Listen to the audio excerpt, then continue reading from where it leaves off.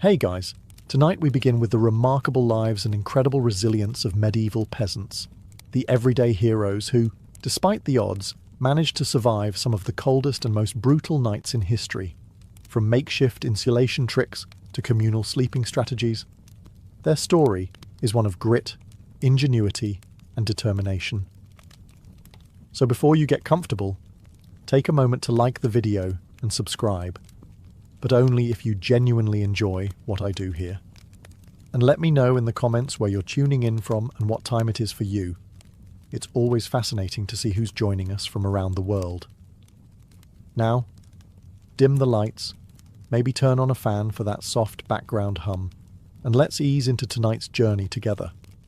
When you think of medieval life, you might imagine jousting knights, grand feasts, and merry fairs.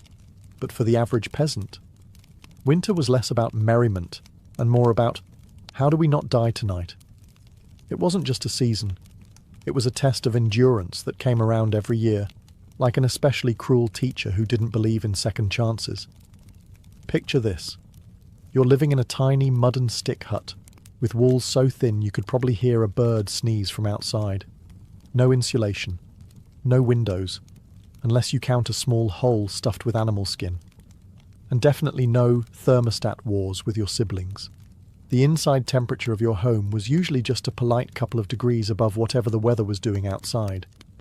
If it was freezing outdoors, it was politely slightly less freezing inside. Congratulations.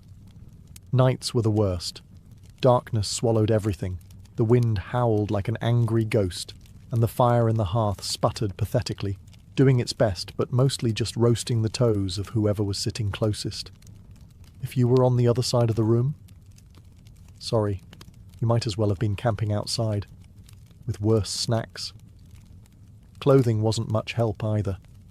Peasants didn't own fancy fur coats or goose-down blankets. You had a couple of rough-spun wool tunics, maybe a cloak that smelled suspiciously of goat, and a hope that layering them would turn you into some kind of human onion. Spoiler, it didn't really work, and forget about snuggling under soft quilts. Beds were often nothing more than sacks stuffed with hay or straw, maybe with a few old rushes thrown in for good measure, and bonus, some fleas for extra company. Luxury, thy name is medieval peasant life. The cold wasn't just uncomfortable, it was dangerous. Frostbite, hypothermia, and general freezing to death were constant risks, especially for young children and the elderly. Every morning that you woke up still breathing was considered a minor miracle, and honestly, worth celebrating. Maybe with a slightly less frozen turnip for breakfast. So yes, surviving a medieval winter wasn't about comfort. It was about gritting your teeth, piling on every piece of cloth you owned, huddling with your livestock, and praying you didn't wake up with icicles hanging off your eyebrows. And the real adventure? It was just beginning. If you think your apartment is drafty because the window doesn't close properly, medieval peasants would like a word. Their homes weren't just drafty. They were basically very enthusiastic wind tunnels with a roof. Most peasant houses were what historians politely call wattle and daub construction. Translation: sticks crisscrossed like a giant basket, smeared with a charming mixture of mud, straw, and animal dung. Yes, dung. They weren't trying to be gross. Dung was a cheap, sticky insulator. Plus, it was always readily available, shall we say. These walls, no matter how lovingly smeared, didn't stand much chance against a proper winter storm. The cold wind found every crack, every gap, and gleefully danced its way into the one-room homes, swirling around and making sure you never got too comfortable. Privacy? Absolutely not. Warmth? Not really. Character building? Definitely. And then there were the roofs. Thatched roofs looked picturesque, sure, but after a few months of rain and snow, they sagged, leaked, and occasionally let in the local wildlife. Nothing says pleasant evening like a squirrel dropping onto your dinner. Windows, if they existed at all, were laughably tiny and usually covered with thin animal hides or wooden shutters. Glass was so expensive that even the lord of the manor probably couldn't afford more than a single tiny pane. And peasants. They were just happy if the wind didn't rip the cowhide right off the wall mid-blizzard. To make matters worse, floors were often just compacted dirt. When it rained or snowed heavily, mud seeped up through the ground, so technically you could say they had indoor water features. Not that they appreciated it.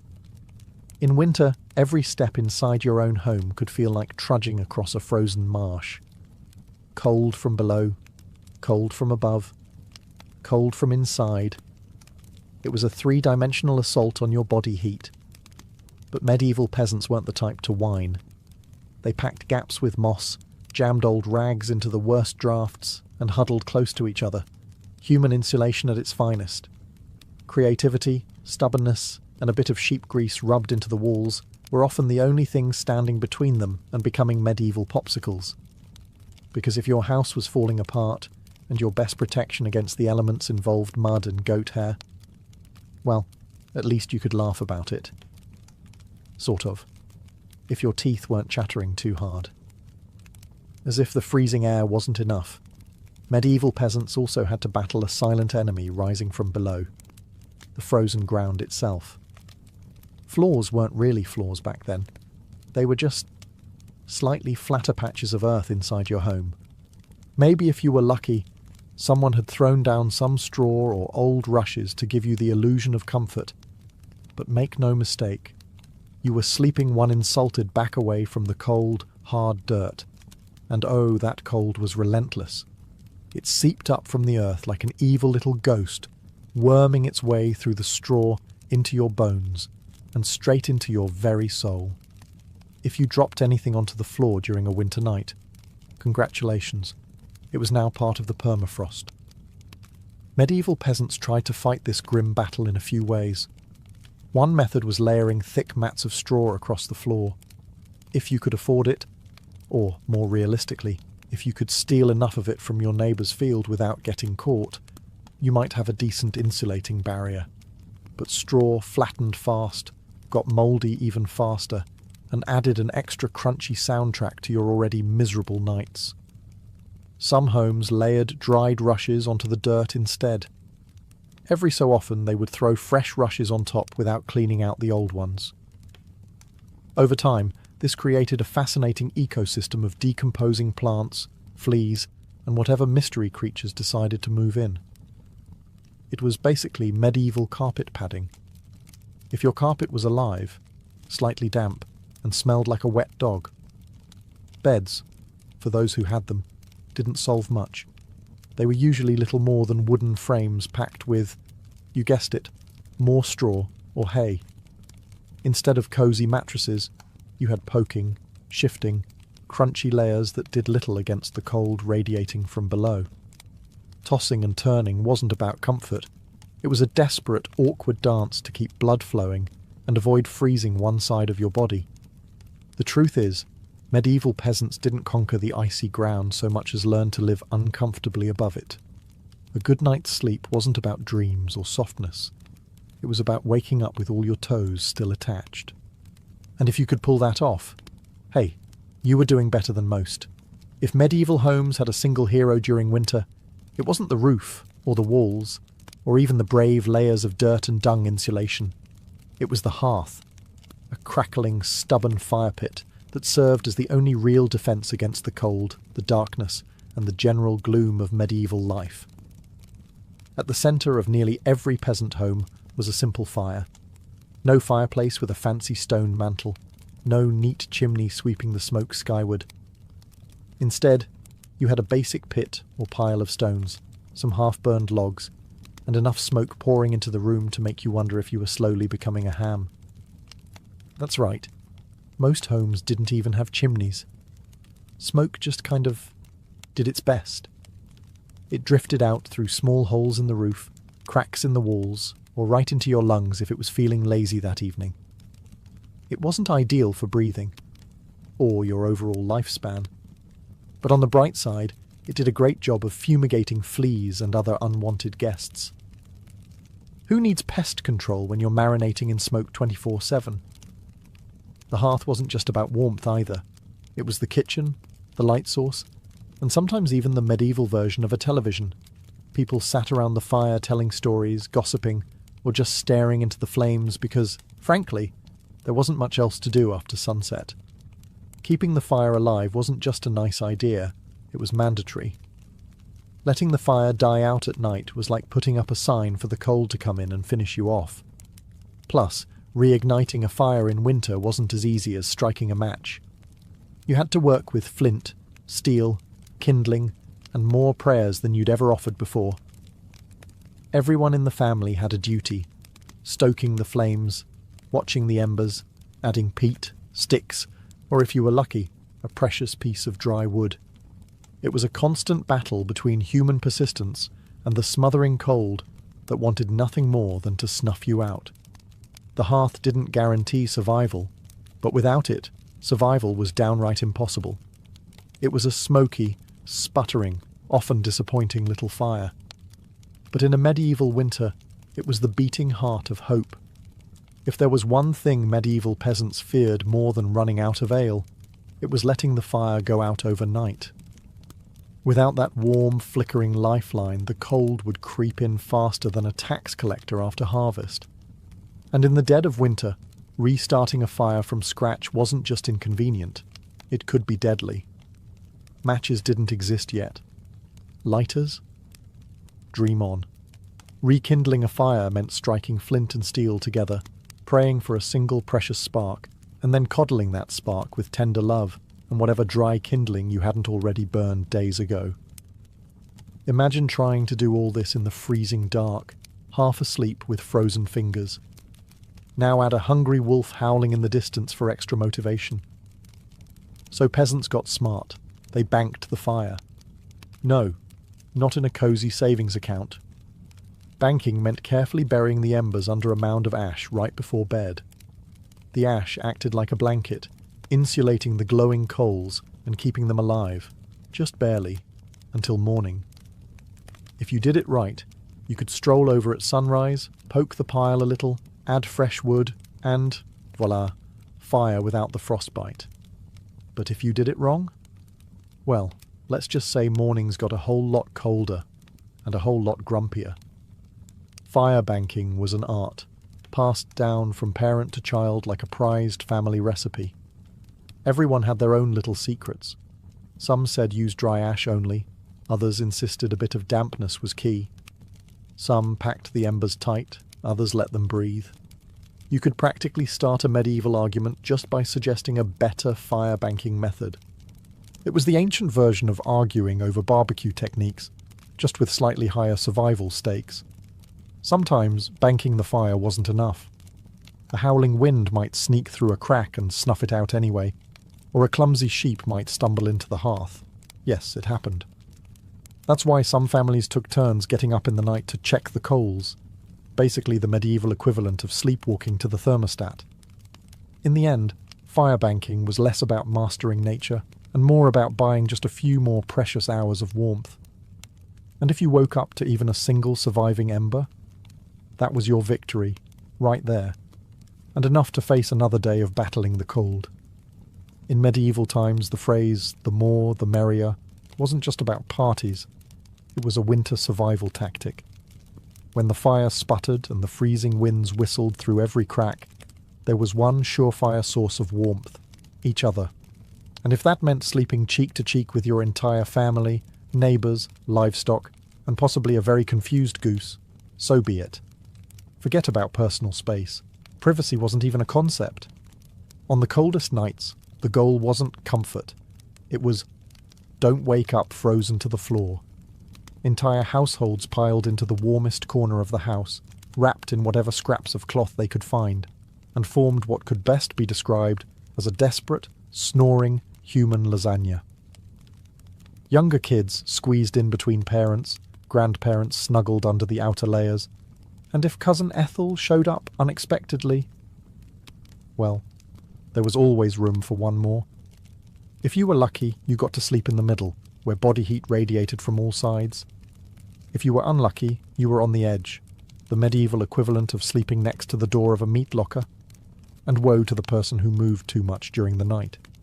You shift once to get comfortable, and suddenly you've knocked Aunt Maud into the freezing draft by the wall. Congratulations, you're now the family villain. Sometimes even bedding was shared. A communal straw mattress that slowly flattened under the nightly weight of multiple generations. And because hygiene wasn't exactly winning any awards back then, let's just say it wasn't the most fragrant sleeping arrangement. But hey, when it's you versus frostbite, you stop being picky. Body heat wasn't just nice, it was strategic. Some medieval guides even recommended deliberately arranging the strongest, warmest people on the outside of the group, like human shields against the cold. Babies and frail elders were tucked deep in the centre, treated like the precious little heat generators they were. This wasn't just about survival, though. Over time, it became part of daily life, part of family bonding. Long winter nights huddled together led to storytelling, singing, and, undoubtedly, some very interesting conversations muffled under a shared wool blanket. So next time your sibling steals your blanket or your dog hogs the bed, just remember, at least you're not fighting for elbow space between a snoring uncle and a particularly judgmental goat. If you thought modern roommates were a challenge, medieval peasants would like to introduce you to their winter housemates: cows, goats, pigs, chickens, basically anything with a pulse and a little bit of body heat. Bringing animals indoors wasn't just a quirky village tradition, it was vital for survival. Livestock generated warmth, and in a poorly insulated hovel where the wind howled louder than your stomach, every little degree mattered. Plus, if your goat shared a wall with you, it was slightly less likely to get stolen by a neighbour in the dead of night. 2 birds, 1 stinky stone. At night, the house became a chaotic living furnace. Chickens nested in corners, pigs snorted near the hearth, and cows lounged luxuriously against the walls, chewing cud like they paid rent. It wasn't glamorous, far from it. If you've ever been stuck in a car on a summer road trip with someone who forgot to shower, imagine that. But it's a cow, it's winter, and there's literally nowhere else to go. The smells? Legendary. By springtime, the perfume of a shared winter was something fierce. You didn't need to light a candle. Your nostrils were already on a wild ride. But medieval peasants developed a selective nose. They didn't complain much because they knew one uncomfortable truth. The more animals inside, the fewer frozen toes in the morning. Certain animals even had prime spots. Cows, being the biggest and warmest, usually took centre stage near the family. Goats were allowed closer in for their warmth, and because goats, being goats, would find a way inside anyway. Chickens roosted in rafters or old baskets, and pigs, well, pigs didn't care. They plopped down wherever they pleased, probably right in the middle of the floor. Of course, sharing your bedroom with livestock wasn't without hazards. Imagine drifting off peacefully, only to be rudely awakened by a chicken deciding your hair makes a good perch, or stepping barefoot into something suspicious. First thing in the morning. Yes, medieval mornings could be full of surprises. Still, despite the noise, the smells, and the occasional hoof to the ribs, peasants understood the simple math. Cold kills, and cows cuddle, whether they want to or not. In the battle against winter's icy fingers, a warm, slightly slobbery cow breath was often the deciding factor between life and death. In medieval winters, fashion wasn't about looking good, it was about not dying. Peasants weren't flipping through the latest trends, they were layering up like they were preparing for battle against the Grim Reaper himself. The rule was simple. If you owned it, you wore it. Sometimes, all at once. First, the basic undertunic, a scratchy, probably not too clean linen shirt. Over that, a thicker woolen tunic, then another, if you had it. Add some leggings that sagged at the knees, a rough cloak draped over your shoulders, and, if you were really lucky, a patched-up sheepskin thrown on top like a prize trophy. Congratulations, you are now approximately 10% warmer and 90% itchier. Boots were a luxury. Many peasants wrapped their feet in layers of cloth or old rags and stuffed them into wooden clogs. If the cold still bit through, well, you just added another rag and hoped you didn't lose a toe. And forget about washing all these layers. Washing your clothes in the middle of winter meant dragging them to a frozen stream, smashing through the ice, and then waiting 2 days for your only shirt to dry. If it didn't just freeze into a tragic shirt cycle. Most peasants wisely decided that smelling like a mix of smoke, sweat, and sheep was a small price to pay for not freezing solid. Interestingly, the dirt and grease buildup had a bonus feature: insulation. That grimy layer locked in body heat. It was like a medieval Gore-Tex jacket, just smellier and far less socially acceptable today. Hats, scarves, and gloves were prized treasures. A simple woolen cap could mean the difference between making it through the night or waking up with hair frozen to the wall. Gloves were often homemade from whatever scraps of leather or fabric people could scrounge, sometimes looking more like sad puppet costumes than anything fashionable. Children were especially swaddled until they resembled overstuffed turnips, waddling awkwardly around the house. The goal was to trap as much precious body heat as possible. Style, elegance, never heard of them. Warmth was the real medieval flex. So, the next time you complain about layering up for a chilly day, just remember, medieval peasants walked around wearing half their wardrobe at once, looking like lumpy laundry bags, and counting themselves lucky for it. In the medieval peasant playbook, dirt wasn't just something you scrubbed off. It was practically a survival tool. As it turns out, getting grimy wasn't a sign you'd given up on life. It was tactical, strategic, dare we say, genius. See, winter posed a very specific problem: heat loss. Clean clothes, especially freshly laundered linen, were surprisingly terrible at keeping you warm. They were breathable, sure, but when the air temperature hovered somewhere between hypothermia and instant regret, breathable wasn't exactly a selling point. That's where dirt came in. As peasants trudged through day after day without washing their clothing, layers of grime, natural body oils, and good old-fashioned mud began to build up on their tunics, cloaks, and leggings. Over time, this natural armour clogged the tiny gaps in the fabric, making clothes more wind-resistant. It was like medieval weatherproofing, just smellier. Sure, you smelled like a goat who lost a bet, but guess what? You were warm. In fact, some medieval folks believed that washing yourself too often in winter could actually make you sick. Better to keep that protective, holy filth barrier intact. Bathing was rare, laundry even rarer, and soap, when it existed, was reserved for serious occasions, like when the bishop showed up, or maybe right before you died. Adding to the strategy, peasants layered their clothes without changing the ones underneath. You just threw your new layer on top of last month's. Eventually, you became a walking museum of the past 6 weeks. Every stain telling the heroic story of that one time I slipped in the mud but didn't die.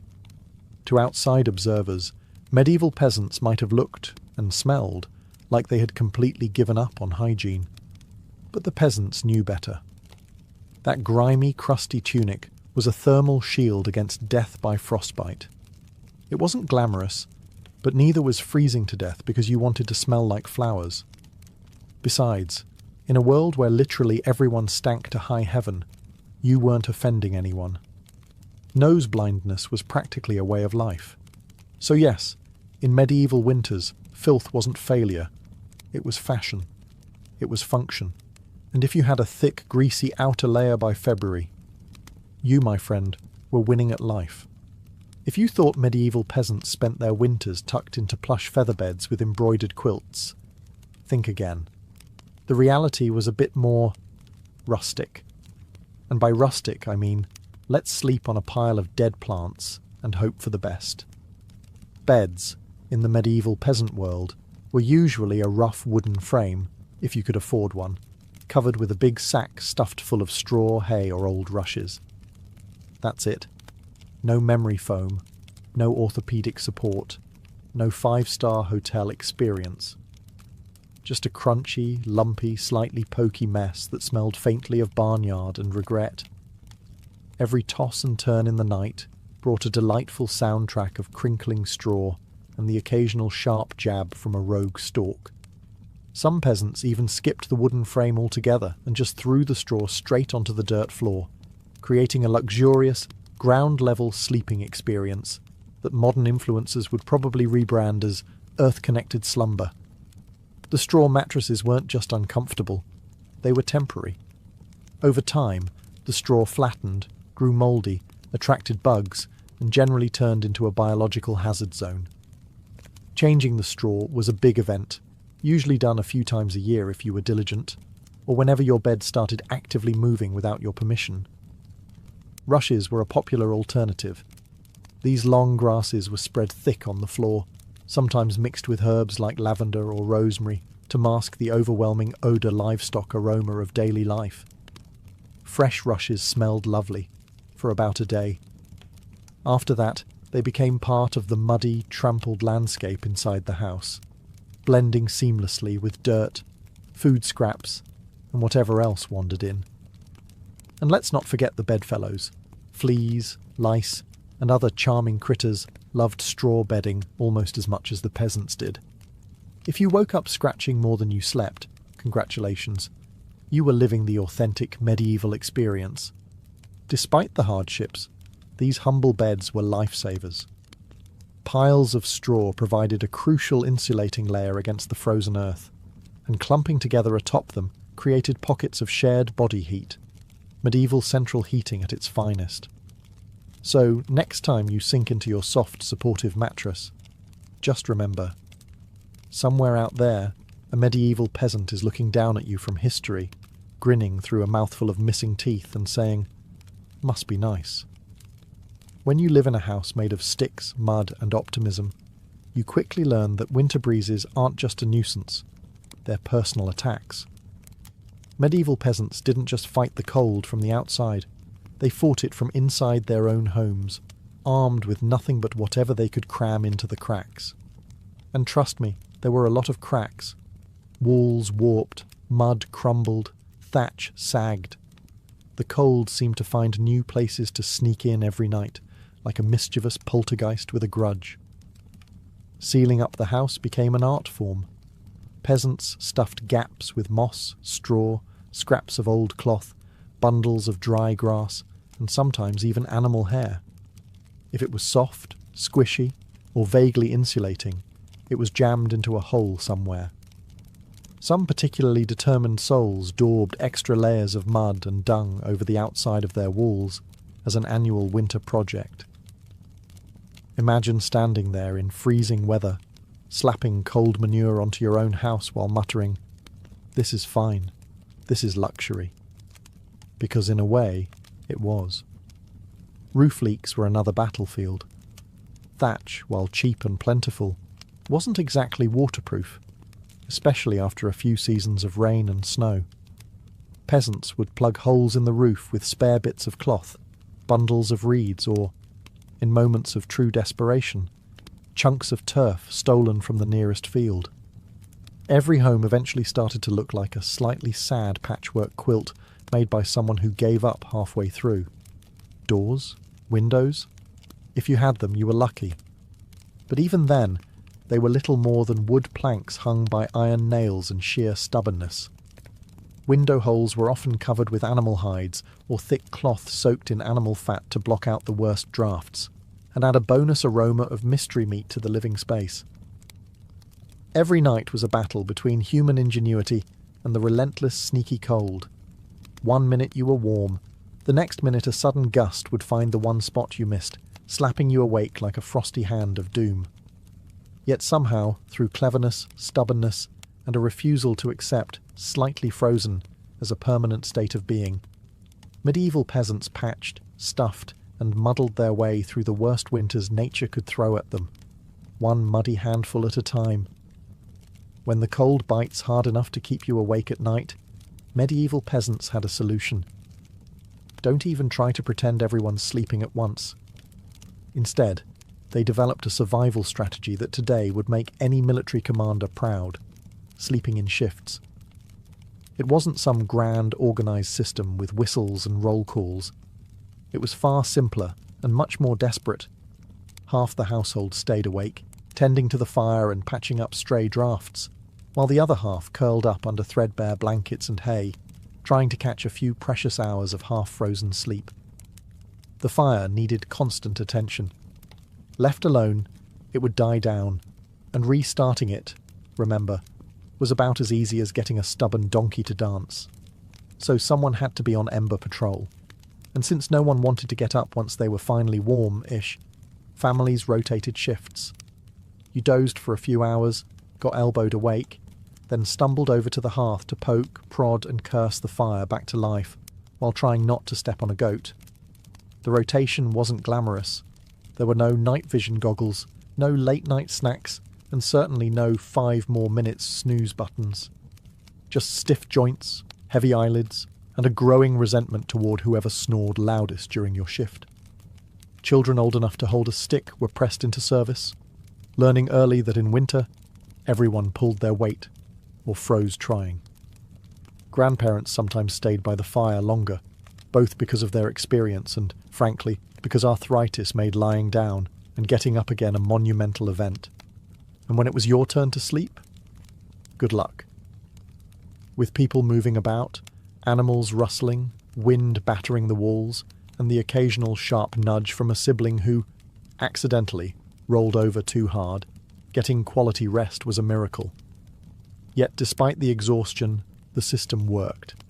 Sleeping in shifts meant that there was always a set of eyes, and cold, begrudging hands, ready to keep the hearth alive.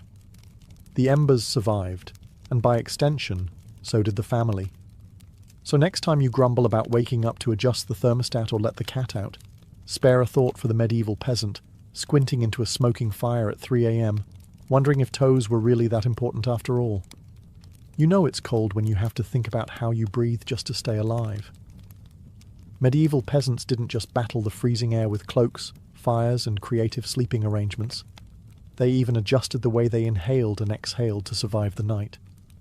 The problem was simple. Deep, open-mouthed breathing pulled icy air straight into your lungs.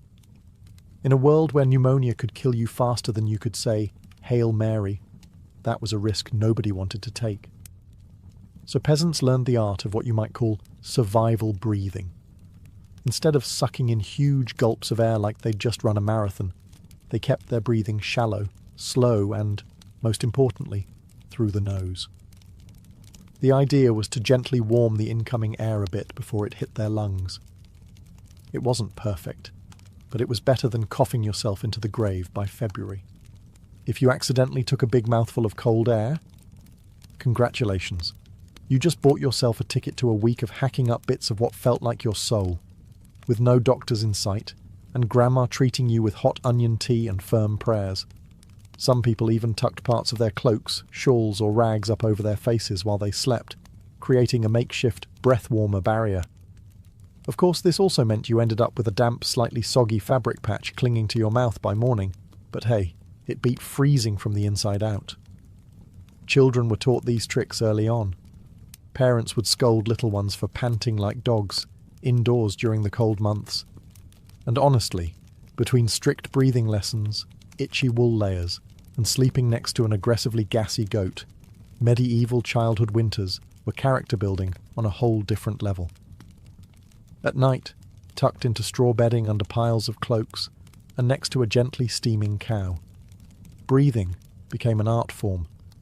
Slow, steady, nose only, and as minimal as humanly possible, like some grim medieval version of a yoga retreat, only with more frostbite and fewer inspirational quotes.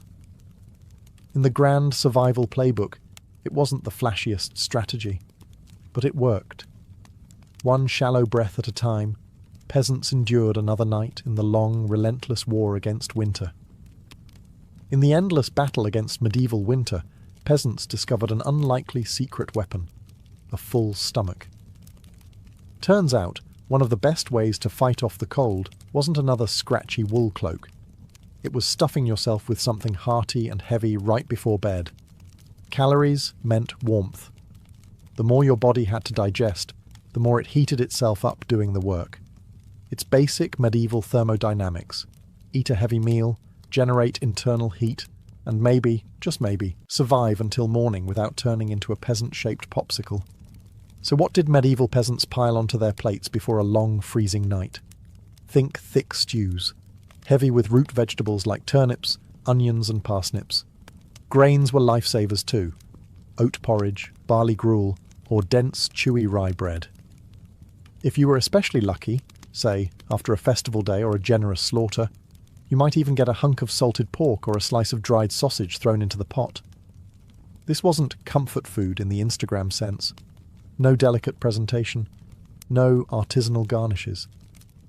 It was one enormous, vaguely brown meal, designed to sit in your gut like a friendly brick, slowly burning through the night and keeping you just a little bit warmer. It wasn't just about eating a lot. It was about eating smart. Foods that took longer to digest provided a slow, steady trickle of warmth. Fatty foods were particularly prized, not just for the energy they provided, but because fat burns slower than lean meat. A belly full of stew, bread, and a questionable amount of lard. Peak medieval winter luxury. Parents made sure even the pickiest children ate heartily. Nobody cared if little Thomas didn't like turnips. You ate the turnips, or you shivered through the night thinking about how much you missed the turnips. Harsh but effective parenting. Medieval style. Of course, heavy nighttime eating came with its own hazards. You might be warmer, but you were also risking a night of vivid, bizarre dreams, fueled by a stomach trying desperately to process an entire field's worth of cabbages. Was it worth it? Absolutely. Because in the end, peasants weren't aiming for a Michelin star meal. They were aiming to survive. And if that meant going to bed full, bloated and breathing gently through your nose next to a steaming cow, well, that was just another night in the ongoing quest to see another frosty sunrise. Long before electric blankets and fancy heated mattress pads, medieval peasants had to get creative if they wanted a little extra warmth at bedtime. And that's how the humble haybox and the ever-glamorous heated stone became winter's unsung heroes. Let's start with the haybox. It sounds rustic, and it absolutely was, but the idea was pure genius. Peasants would take a sturdy wooden box, line it thickly with hay, and use it to store food that had been cooked earlier, keeping it warm for hours. Leftover stew, hot porridge, toss it into the haybox, cover it up, and it stayed hot enough for a late-night snack without needing to risk reigniting the fire. Medieval slow cookers, basically. But peasants didn't just stop at food. They realised if hay could trap the heat from a stew pot, it could also trap the heat from something even better. Rocks. Enter the era of the heated stone. Before heading to bed, someone, probably whichever unlucky child lost the family argument, would grab a flat stone and chuck it into the heart of the hearth fire. After roasting it until it was nearly too hot to touch, a fine line between helpful and third-degree burn, they'd fish it out using a stick or some old tongs. The stone, still radiating blissful warmth, would be carefully wrapped in rags, tucked into an old piece of cloth, or jammed into a clay pot, then slipped under the hay in the mattress or down at the foot of the bed. A medieval heating pad, ready to do battle against the frozen earth. Of course, there were risks. If you didn't wrap the stone properly, congratulations. You now had a small, localized house fire. And if you dropped it on your foot, well, let's just say winter injuries weren't always caused by slipping on ice. But when everything went right, that stone provided precious, comforting warmth that could last for hours. It wasn't luxurious, but when you lived in a half-frozen hut, luxury was defined as not waking up with icicles dangling from your nose. In the grand arsenal of medieval winter survival, a hot rock tucked into some hay might not sound glamorous, but for peasants clinging to whatever heat they could find, it was a tiny miracle. In a medieval peasant's home, the hearth wasn't just where you cooked dinner. It was practically a family member. A temperamental, smoky, sometimes uncooperative family member, sure, but still absolutely essential to survival, especially when it came time to sleep. The closer you were to the fire, the better your odds of waking up unfrozen. That meant sleeping arrangements were less about personal preference and more about strategic positioning. Infants, the elderly, and anyone sick or frail got first dibs on prime hearth real estate. Parents, older kids, and sturdier adults fanned out from there like human insulation layers. Being assigned a spot close to the fire wasn't just kindness, it was basic survival math. Babies were fragile heat generators, and elders were precious repositories of family knowledge, and, let's be honest, the best gossip. Protecting them with prime warmth was non-negotiable. But it wasn't all cosy toasting by the flames. Too close, and you risked waking up with your hair singed or your cloak smouldering suspiciously. Too far, and you were basically camping in an icebox. It was a delicate dance. Stay near enough to bask in the fire's glow, but not so near that you had to explain to your neighbour why you now looked like a half-cooked roast. The fire also didn't spread warmth evenly. It mostly roasted the people directly in front of it, while everyone else fought over the narrow cone of heat like cold lizards jostling for a sunbeam. If you were lucky enough to fall asleep facing the fire, you might have one blissfully warm side, and one side frozen so solid you could probably knock on it. Pets and livestock, of course, muscled in too. A dog might wedge itself between you and the fire, tail wagging dangerously close to open flame. Chickens sometimes perched perilously on hearthstones, clucking softly into the night like tiny feathery guardians of warmth. Every crackle of the logs, every shift of glowing embers was a tiny promise. You're still alive, you're still warm, for now. And so peasants drifted into uneasy sleep, lulled by the fire's pops and hisses, each breath forming small clouds in the frigid air beyond the fire's fragile circle. It wasn't perfect, it wasn't comfortable, but it was life, clinging to warmth by a thread of glowing coals.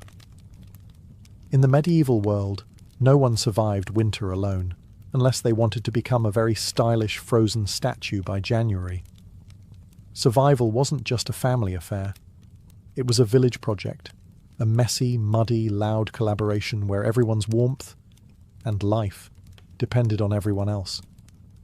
The peasants knew that in the dead of winter, a strong fire and a pile of hay could only do so much. If your neighbour's house went dark, you noticed. If the smoke from old Tom's hearth suddenly stopped curling into the sky, someone went to check. And not just because Tom owed you a chicken, though that might be part of it, but because community meant survival. Villages had unofficial winter watchers, often the young or the elderly, who couldn't work the fields, but could keep an eye on who was coughing too hard, who hadn't come to barter at the market in a few days, or whose home looked a little too still in the morning frost.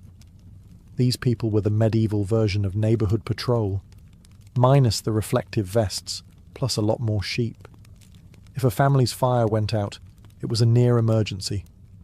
A good neighbour would rush over with a glowing coal bundled in rags, or better yet, invite them into their own smoky, overcrowded hut for the night. Yes, it meant squeezing an extra 4 bodies into an already cramped space, but it was better than finding frozen friends come spring thaw. Communal food stores played a role too. During especially brutal winters, villages sometimes pooled their last salted meat, grain, and dried vegetables. It was grim charity. No one had much, but a few communal meals could be the difference between staggering into spring or not. Even children understood the stakes. They helped deliver wood, shared embers, and ran urgent messages when someone needed help. No one was too small or too tired when winter came knocking. Sure, medieval villages weren't all sunshine and hugs. Feuds happened. Disputes over land, goats, or who borrowed whose good cooking pot never really went away. But when the nights grew deadly cold, old grudges were often quietly shelved. After all, a rival was still worth saving, because tomorrow it might be you needing rescue. In the icy heart of winter, the village became one big, stubborn family. Sometimes dysfunctional, often hilarious, always fiercely determined to survive together. One muddy boot, one crackling ember, one frozen smile at a time. When medieval peasants faced the merciless cold of winter, they didn't just pile on cloaks or stoke the fire. They prayed. A lot. Because when the wind howled like wolves outside your paper-thin walls and the fire shrank into sullen embers, you wanted every possible advantage, including a little divine intervention. Faith wasn't just a Sunday affair back then. It was woven into every frozen breath. Before crawling under layers of straw and scratchy wool, families would kneel together, offering up hurried prayers to keep the fire burning, the roof intact, and their toes attached by morning. Saints became more than distant holy figures. They were winter's frontline defence. Saint Blaise, for instance, was called upon to protect against throat ailments. Not a minor concern when one mouthful of icy air could land you coughing up your soul. St. Nicholas wasn't just the jolly gift-giver of later legend. He was also asked to protect households from sudden ruin during the lean, deadly months. Superstitions wrapped themselves snugly around daily survival. Some families sprinkled a little holy water near the hearth before sleeping, hoping it would protect against evil spirits, or at the very least, mischievous drafts. Others marked doorways with blessed chalk after certain feast days, pleading for warmth and luck to find their way inside. Candles played a role too. Special vigil candles, often blessed by the local priest or the most pious old woman in the village, were sometimes kept burning throughout the night, a flickering plea against the cold darkness clawing at the walls. And of course, no serious winter prayer session was complete without a few promises. Dear Lord, if you just get us through this night, I swear I'll be kinder to my neighbour, even the one who keeps stealing our turnips. Faith wasn't some abstract comfort. It was a daily, urgent conversation. The peasants weren't asking for luxury, just survival. A little heat, a little food, and one more day to muddle through until spring broke the frozen grip on their tiny villages. It was simple, raw hope, whispered into the smoky rafters, tangled in breathless prayers and tucked under itchy blankets, that somehow carried them through the endless, merciless nights of winter. For all the ingenuity, prayers and stubbornness medieval peasants threw at winter, the truth was chilling. Sometimes it wasn't enough. And when winter won, it didn't just take a few unlucky souls. It took entire families, whole villages, vanishing them into silence beneath a heavy shroud of snow and ice. Some winters were particularly cruel, like the infamous Great Famine Winter of 1315, when rains destroyed crops, livestock starved, and freezing temperatures turned an already brutal existence into a slow, grinding disaster. People were so desperate that stories whispered of eating shoe leather, bark, and, in the most horrifying cases, each other. Failure to keep the fire alive wasn't just an inconvenience. It was often a death sentence. Without the hearth's meagre warmth, families huddled together for the final time. Neighbours would sometimes stumble across whole households in spring, bodies still locked in one another's frozen embrace, as if trying to share just a little more heat until the very end. Houses themselves could collapse under the weight of heavy snow or battering ice storms. A roof giving way in the middle of a frozen night wasn't just catastrophic. It was often fatal. Dragging yourself through thigh-deep snow to beg shelter from neighbours wasn't a guarantee either, especially if those neighbours were already stretched to the breaking point. Disease loved the cold too. Starvation weakened the body, and cramped, smoky homes turned into breeding grounds for pneumonia, bronchitis, and other deadly infections. A simple cough in December could easily be a funeral by January. And then there was the quiet horror. Frostbite. Fingers, toes, even ears blackened and died while still attached to their owners. Some villagers survived winters at the cost of their limbs, a grim badge of honour that said, "I made it through, but winter took a piece of me." Yet what's most haunting isn't just the death, it's the eerie normalcy of it. People accepted that each winter, some among them wouldn't see the thaw. Death wasn't unexpected. It was just another neighbour at the door, wrapped in frost, waiting its turn. Even amid the bitter cold and constant threat, medieval peasants pressed on, stubborn, grieving, clinging to life. Because as long as there was one ember left in the hearth, one breath hanging in the frozen air, there was still a fight worth fighting. When we look back at medieval peasants, those muddy, frost-bitten survivors of endless winters.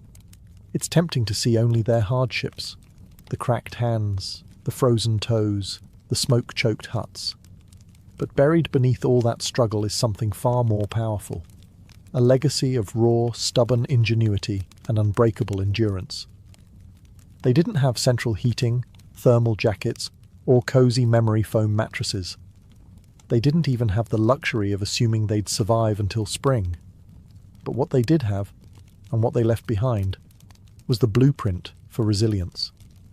Every hay-stuffed mattress, every hand-banked fire, every moss-crammed wall gap was a testament to human creativity under pressure. Faced with impossible odds, they didn't collapse in despair. They adapted. They learned from the land, from each other, and from the bitter lessons carved by each brutal winter. Their communities were built on more than shared land. They were built on shared survival. They taught each other to watch over the sick, to pool resources when food ran low, to trust that helping a freezing neighbour today meant someone might help you tomorrow. They lived by the understanding that no one beats winter alone. Their faith, too, was a kind of endurance. They wove prayers into their daily lives, not just out of fear, but out of hope. Fragile, stubborn hope that tomorrow might be a little warmer, a little brighter. Hope that after 100 dark nights, spring would come again, and life would find a way to push through the frozen ground. And somehow, it did. Because of their sacrifices, because of their unglamorous victories, surviving one more night, one more storm, future generations thrived.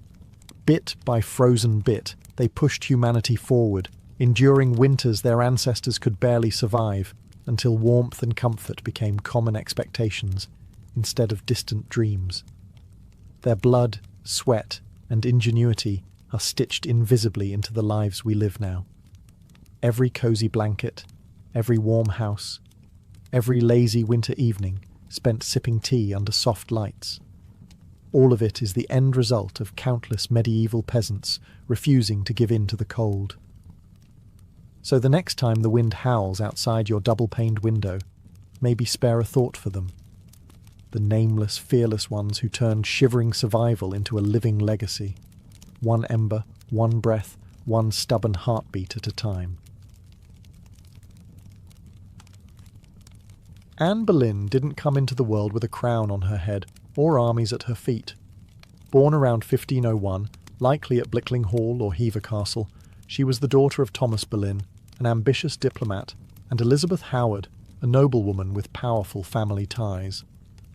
In the grand scheme of Tudor society, Anne's birth barely stirred a ripple. Yet from these modest beginnings, something extraordinary was taking root, a life that would one day tilt the course of English history.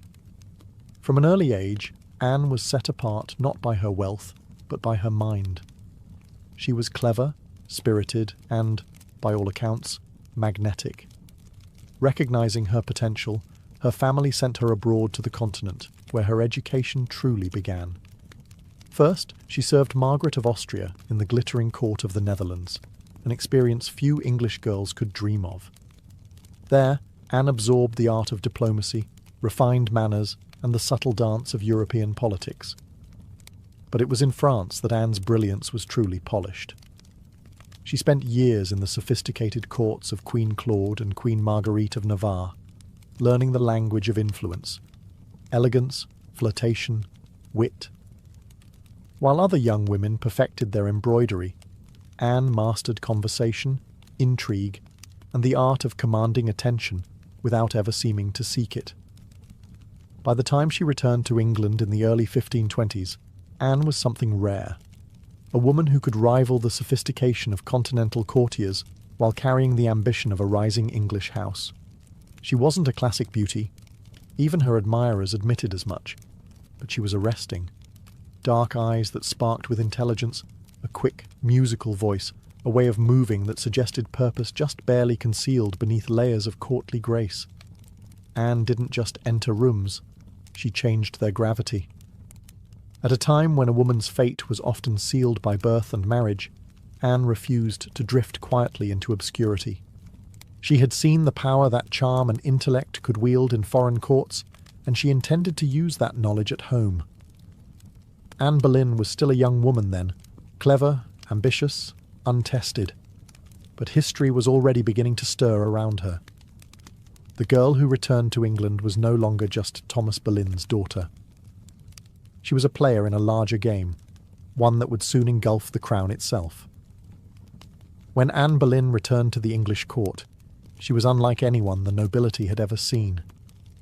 In a world full of pale-faced, modest English roses, Anne was a thunderstorm, electric, unpredictable, impossible to ignore. Her dark hair, bold eyes, and quick, sharp wit set her apart from the gentle, obedient ladies who filled the court of King Henry VIII. At first, she played the role expected of her, a maid of honour to Queen Catherine of Aragon. But even in the Queen's shadow, Anne's presence flickered like a candle too bright to snuff out. She danced gracefully, spoke French with the ease of a native, and laughed with a confidence few women dared display. Men noticed. Women gossiped. The court buzzed quietly about the striking Boleyn girl. It wasn't long before she caught the most dangerous attention of all, the king himself. Henry VIII was no stranger to flirtation. His court was a playground of whispered promises and secret liaisons. But Anne was different. She didn't swoon at his compliments or fall eagerly into his arms like so many others had. She teased. She challenged. She refused. Henry, a man used to instant adoration, was captivated. The more Anne held him at arm's length, the deeper he fell. Letters passed between them, filled with declarations of love, frustration, longing. Henry offered her the role of royal mistress, the most powerful unofficial position at court. Anne, astonishingly, said no. She would not be just another conquest, a forgotten mistress lost to time. If Henry wanted her, he would have to make her his wife. It was a gamble so audacious that it stunned the court. After all, the king was already married. His queen, Catherine, was beloved by the people and fiercely protected by her nephew, the Holy Roman Emperor. The church itself would have to be defied for Henry to claim Anne. But Anne didn't flinch.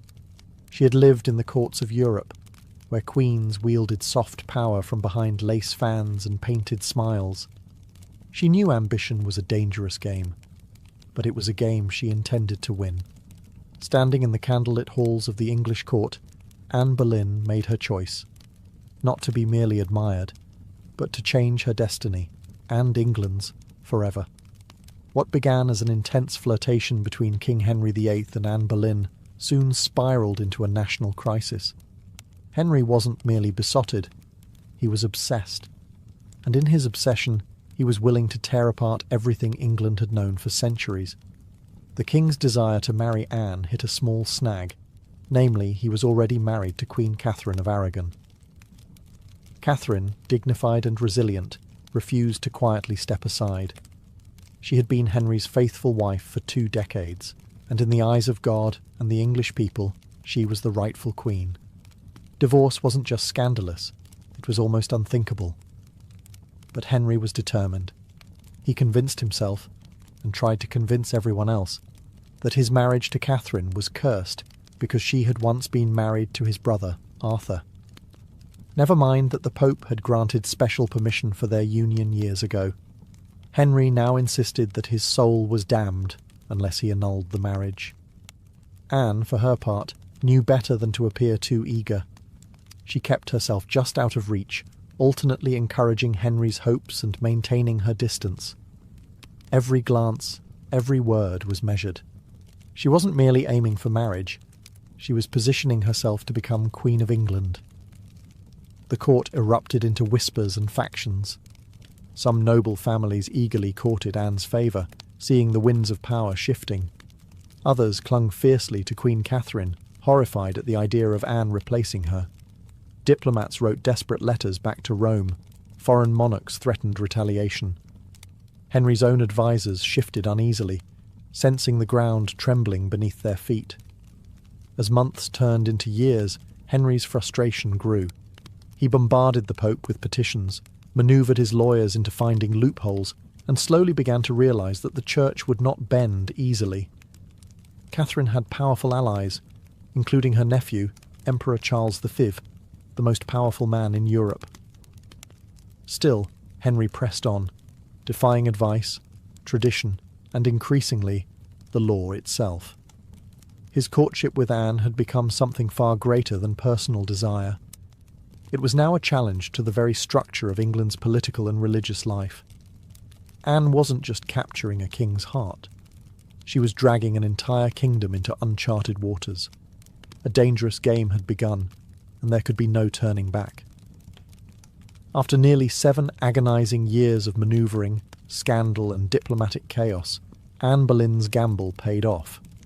In January 1533, she secretly married Henry VIII, a bold move, given that he was still, technically, married to Catherine of Aragon in the eyes of the Pope and much of Europe.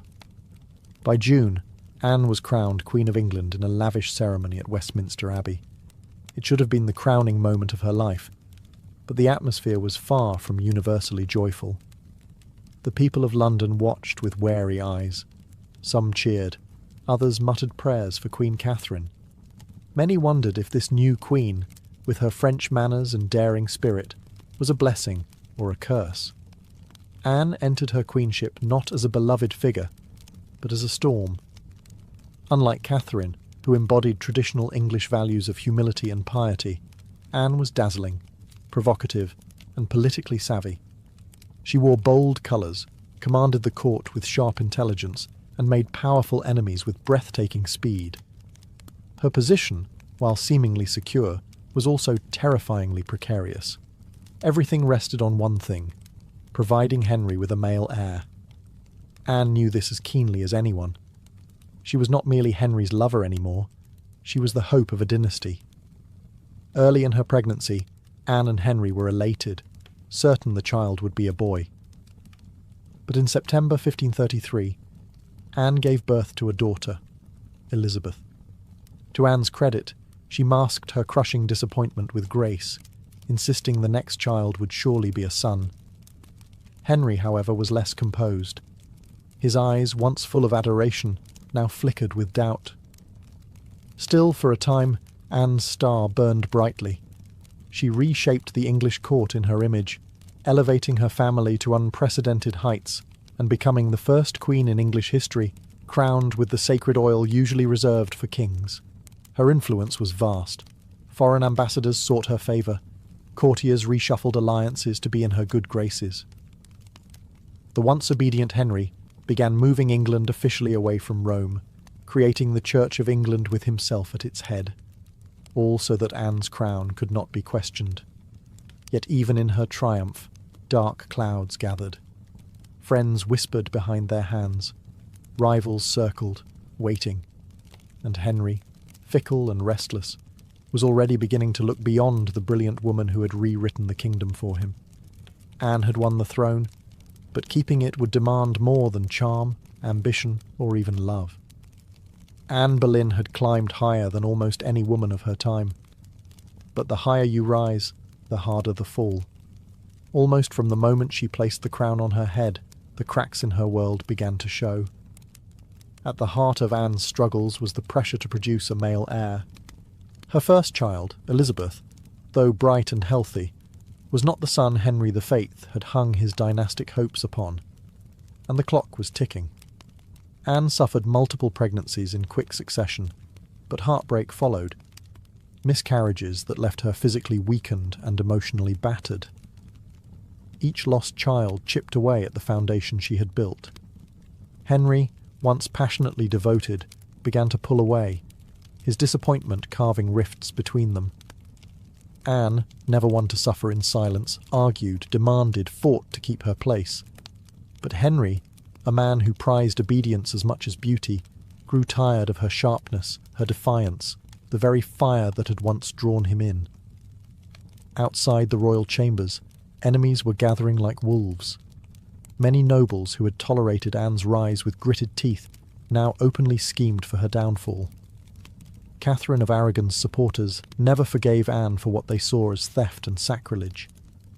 Even commoners whispered against her, calling her the Great Whore, blaming her for the schism with Rome and the heavy-handed changes that followed. And then came Jane Seymour. Quiet, demure, everything Anne was not. Jane captured Henry's wandering attention just as Anne's influence began to wane. Where Anne had dazzled him with brilliance and challenge, Jane offered soothing compliance. It was a dangerous shift, and Anne, perceptive as ever, saw it happening. She tried to reclaim her position, lavishing attention on Henry, promising more sons, begging for patience. But the king, ever fickle, had already begun imagining life without the woman for whom he had once torn a kingdom apart. Anne's political enemies, including Thomas Cromwell, once her ally, sensed the changing tide. They began laying the groundwork for a campaign of destruction, quietly gathering accusations, rumours, and witnesses. The woman who had played the dangerous game of ambition so masterfully was now losing ground. Anne had won her crown through cunning and courage. But in the brutal, shifting world of Henry's court, past victories meant little. Only fresh success mattered, and Anne's enemies were sharpening their knives. The queen who had shattered a kingdom would soon see how quickly a kingdom could shatter her. Anne Boleyn's enemies didn't attack her with armies or swords. They came with whispers, secrets, and carefully sharpened lies. In the back rooms of court, betrayal was brewing. Silent, patient, deadly. Thomas Cromwell, once Anne's greatest ally in the English Reformation, had turned against her. Their alliance had been built on mutual ambition, but now their interests clashed. Anne wanted reforms to help the poor and limit the power of greedy nobles. Cromwell wanted stability, favour with Henry, and no interference. Anne's boldness had made her dangerous. And in Henry's fickle heart, love had curdled into irritation, suspicion, and cold detachment. Anne had few true friends left. Even her charm, once her greatest weapon, now grated against the court's hunger for a gentler, more pliable queen. And Jane Seymour, quiet and calculating, waited just out of sight, the perfect contrast to Anne's fading fire. It was Cromwell who moved first.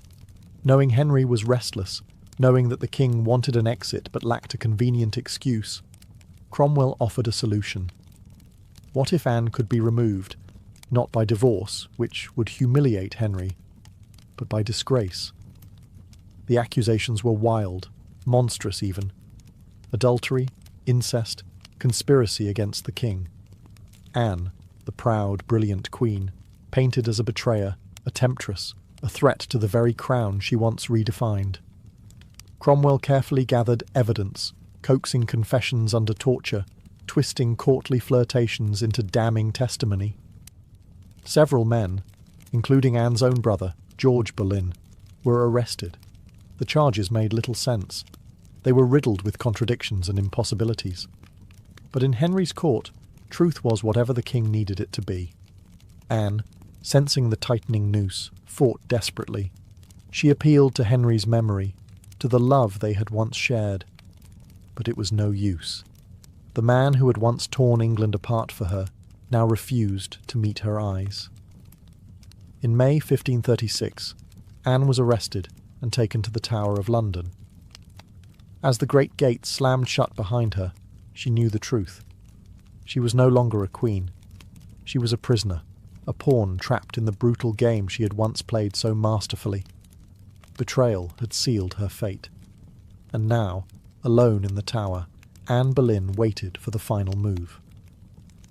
Anne Boleyn stood in the great hall of the Tower of London, facing a tribunal of nobles, many of whom owed their very titles and fortunes to her rise.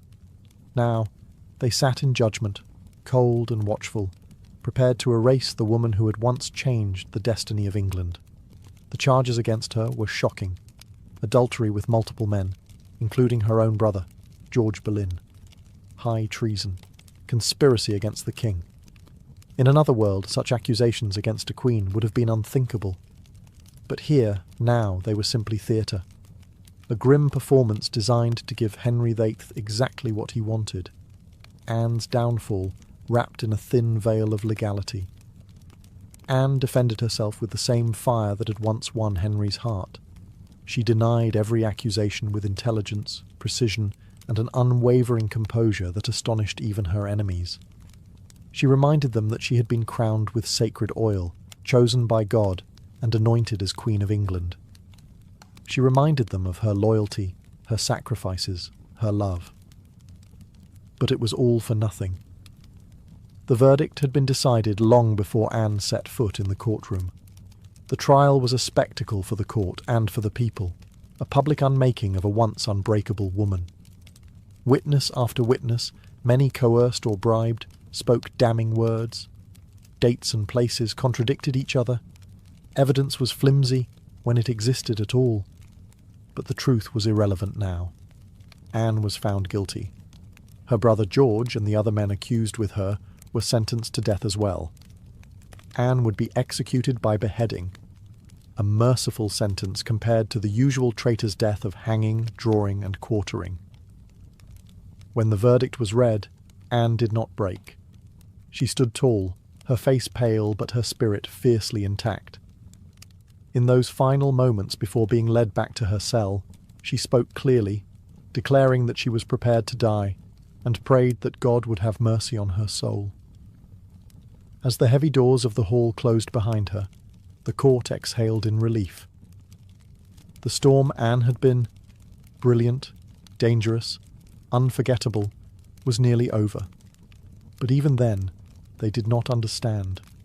They were not erasing Anne Boleyn.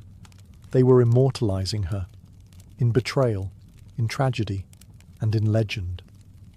After her trial, Anne Boleyn was returned to the Tower of London, not as the triumphant queen who had once commanded England, but as a condemned prisoner awaiting death. Yet even facing the end, Anne refused to crumble.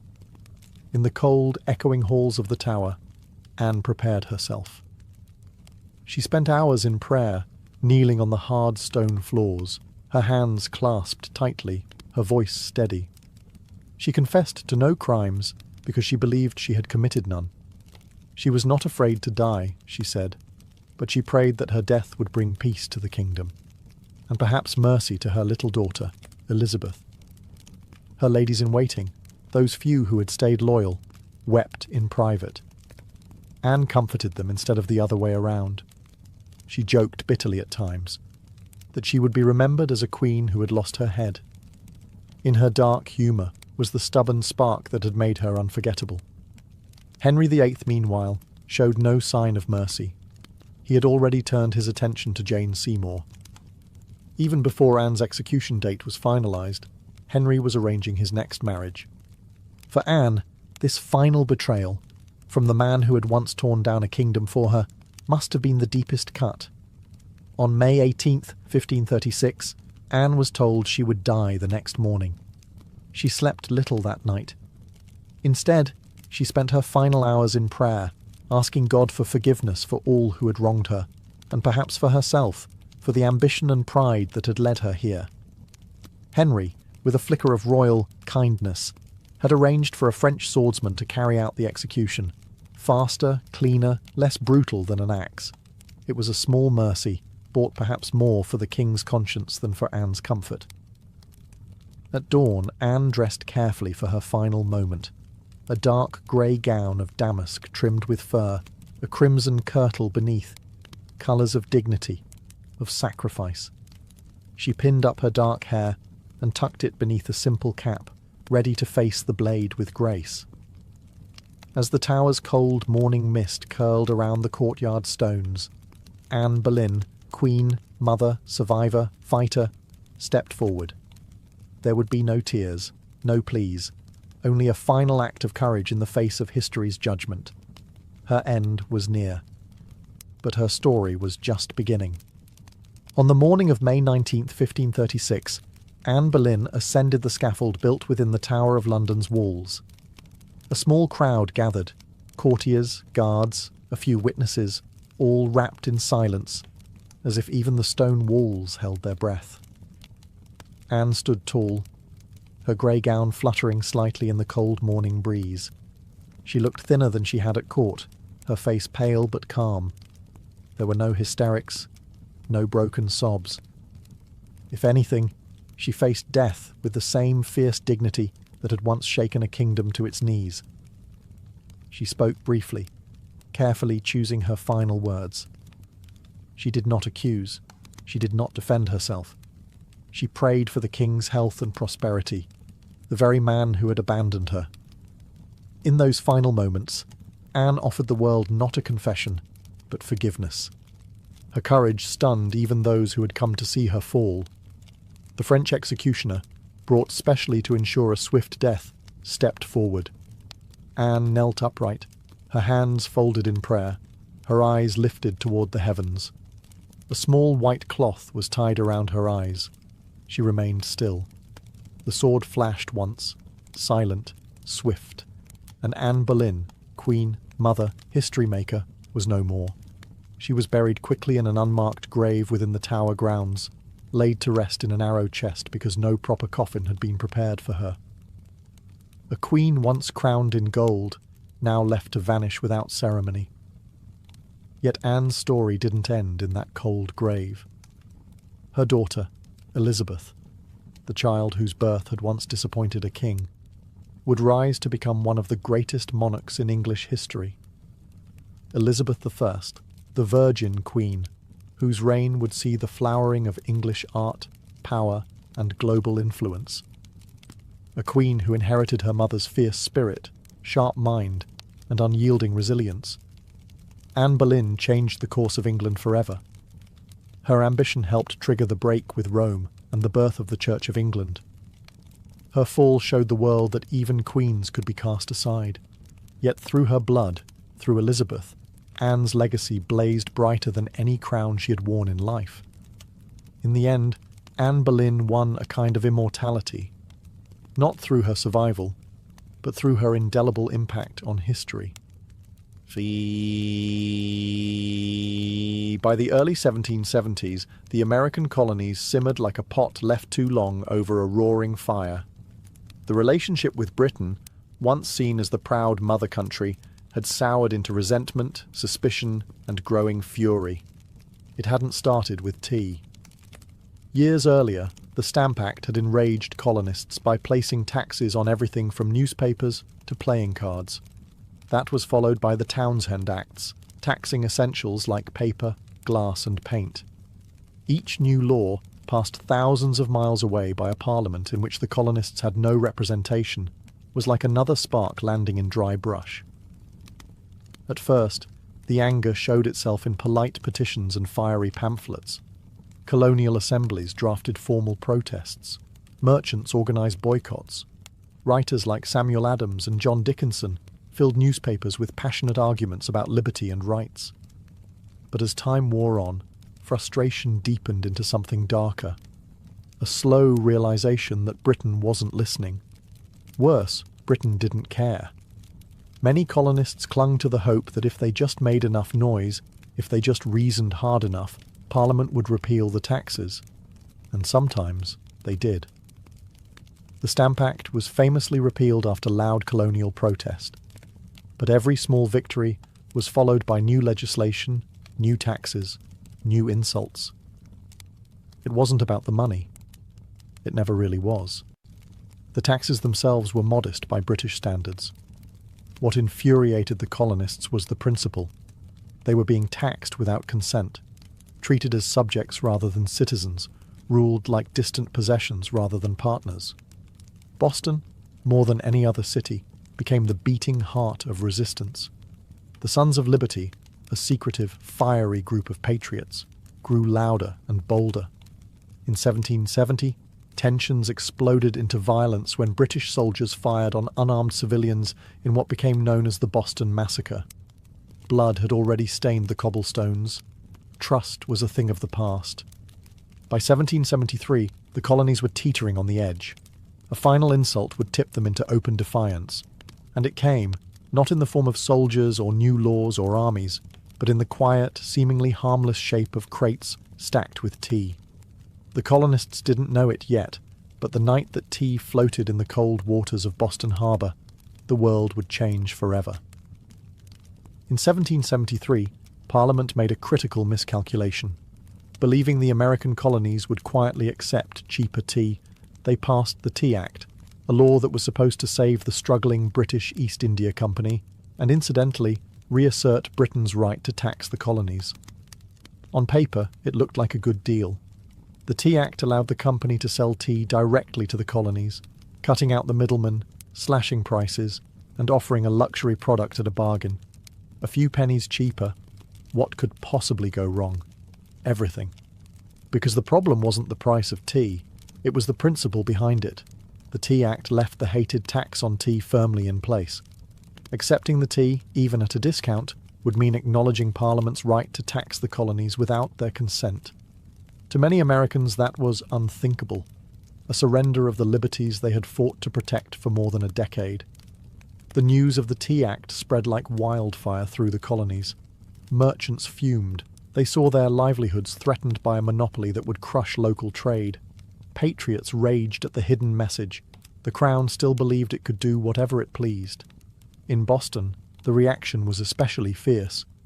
Already a city scarred by the Boston Massacre and years of economic hardship, Bostonians recognized the Tea Act for what it was, a trap disguised as a bargain. Refusing the tea became a matter of honor, a litmus test for loyalty to the cause of liberty. Public meetings swelled.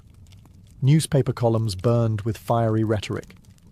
Groups like the Sons of Liberty, led by Samuel Adams and others, organized boycotts, vowing that no East India Company tea would be unloaded, sold, or drunk on American soil. All across the colonies, ships carrying the controversial tea were turned away by local resistance. In ports from New York to Charleston, the message was clear. We will not be bought. But in Boston, fate twisted differently. 3 ships, the Dartmouth, the Eleanor, and the Beaver, arrived, anchored in the harbour, and sat there, refusing to leave. Royal officials insisted the tea be unloaded. The colonists refused. A deadlock grew, taut as a drawn bowstring. The tension was unbearable. A single act would break it, and history would never be the same again. As the British tea ships sat stubbornly anchored in Boston Harbour, the city itself transformed into a powder keg. Every day that passed without resolution tightened the tension. Boston wasn't just resisting, it was preparing for a fight. In taverns, churches, and public squares, angry colonists debated what to do. The Sons of Liberty, led by fiery voices like Samuel Adams, John Hancock, and Paul Revere, moved swiftly to organize resistance. They posted public notices calling on citizens to boycott British tea and held raucous meetings that swelled with farmers, artisans, and merchants alike. Each gathering added fuel to the fire. The Old South Meeting House became the nerve center of the resistance. Thousands crammed into the wooden hall, their breath fogging the air, their voices rising in defiance. Here, resolutions were passed, speeches were made, and tempers boiled. Each vote against the unloading of tea was another hammer blow against British authority. But while the people of Boston stood united, the clock was ticking. British law demanded that imported goods, like tea, be unloaded and the tax paid within 20 days. If the ships remained after the deadline, customs officials would seize the cargo and the tax would be collected by force. The Sons of Liberty understood that once the tax was paid, even under protest, the principle would be lost. It wasn't just about the tea anymore. It was about whether the colonies would accept being treated as subjects without rights, or whether they would stand and fight for their future. Meanwhile, the Royal Governor of Massachusetts, Thomas Hutchinson, dug in his heels. He refused to let the tea ships leave without unloading their cargo, demanding that the law be obeyed, colonial outrage be damned. To him, backing down meant admitting that mobs, not monarchs, ruled the colonies. Boston's standoff became a spectacle. Every man, woman, and child knew that something was coming. You could feel it in the air, that cold, sharp sense before a storm when the world holds its breath. All it would take was one spark to ignite an explosion. and somewhere among the crowded streets and crowded hearts of Boston, a decision was quietly taking shape, a plan that would echo across oceans and empires. December 16th, 1773, dawned grey and cold over Boston, a city balanced on the edge of history. For nearly 3 weeks, the tea ships had sat in the harbour like ticking bombs. Now, the final deadline had arrived. According to British law, the tea had to be unloaded and the tax paid within 20 days of a ship's arrival. If it wasn't, customs officials could seize the cargo, and British troops could be called in to enforce the law. Everyone knew it. Everyone knew what was at stake. If the tea came ashore, the principle was lost. If the colonists allowed it, even once, their cause, their claim to rights and liberty, would unravel. That morning, thousands of Bostonians and nearby colonists packed into the Old South Meeting House, the largest building in town. Some had walked miles through the icy countryside to be there. The meeting was so packed that men spilled out into the streets, straining to hear the fiery speeches echoing through the halls. Samuel Adams, the iron voice of rebellion, presided over the gathering. Speaker after speaker rose to denounce the Tea Act, to cry out against tyranny, to urge immediate action. But even among the defiants, uncertainty hung heavy. What could be done without sparking outright war? How could they stop the tea without opening the floodgates to brutal retaliation? As the afternoon wore on, riders galloped in with grim news. Governor Thomas Hutchinson remained unmoved. The ships would not be allowed to leave without unloading. The tea would be seized, the tax collected, the king's law enforced. The crowd buzzed with fury. The walls of the meeting house seemed to shudder with the force of it. Yet Samuel Adams stood calmly and spoke the words that signalled the end of debate. This meeting can do nothing more to save the country. A simple sentence. But everyone knew what it meant. There would be no more petitions, no more compromises. Action would be taken. Outside, a war whoop cut through the gathering gloom, the signal. Men disguised themselves quickly, smearing soot on their faces, donning blankets and feathers in crude imitation of Mohawk warriors. It wasn't about fooling anyone. It was about creating a symbol, a message no one could mistake. The deadline had passed. Boston would answer not with words, but with defiance. As twilight deepened over Boston on December 16, 1773, the quiet streets began to stir. Figures moved through the shadows. Ordinary men cloaked in rough blankets, their faces blackened with soot, some adorned with feathers.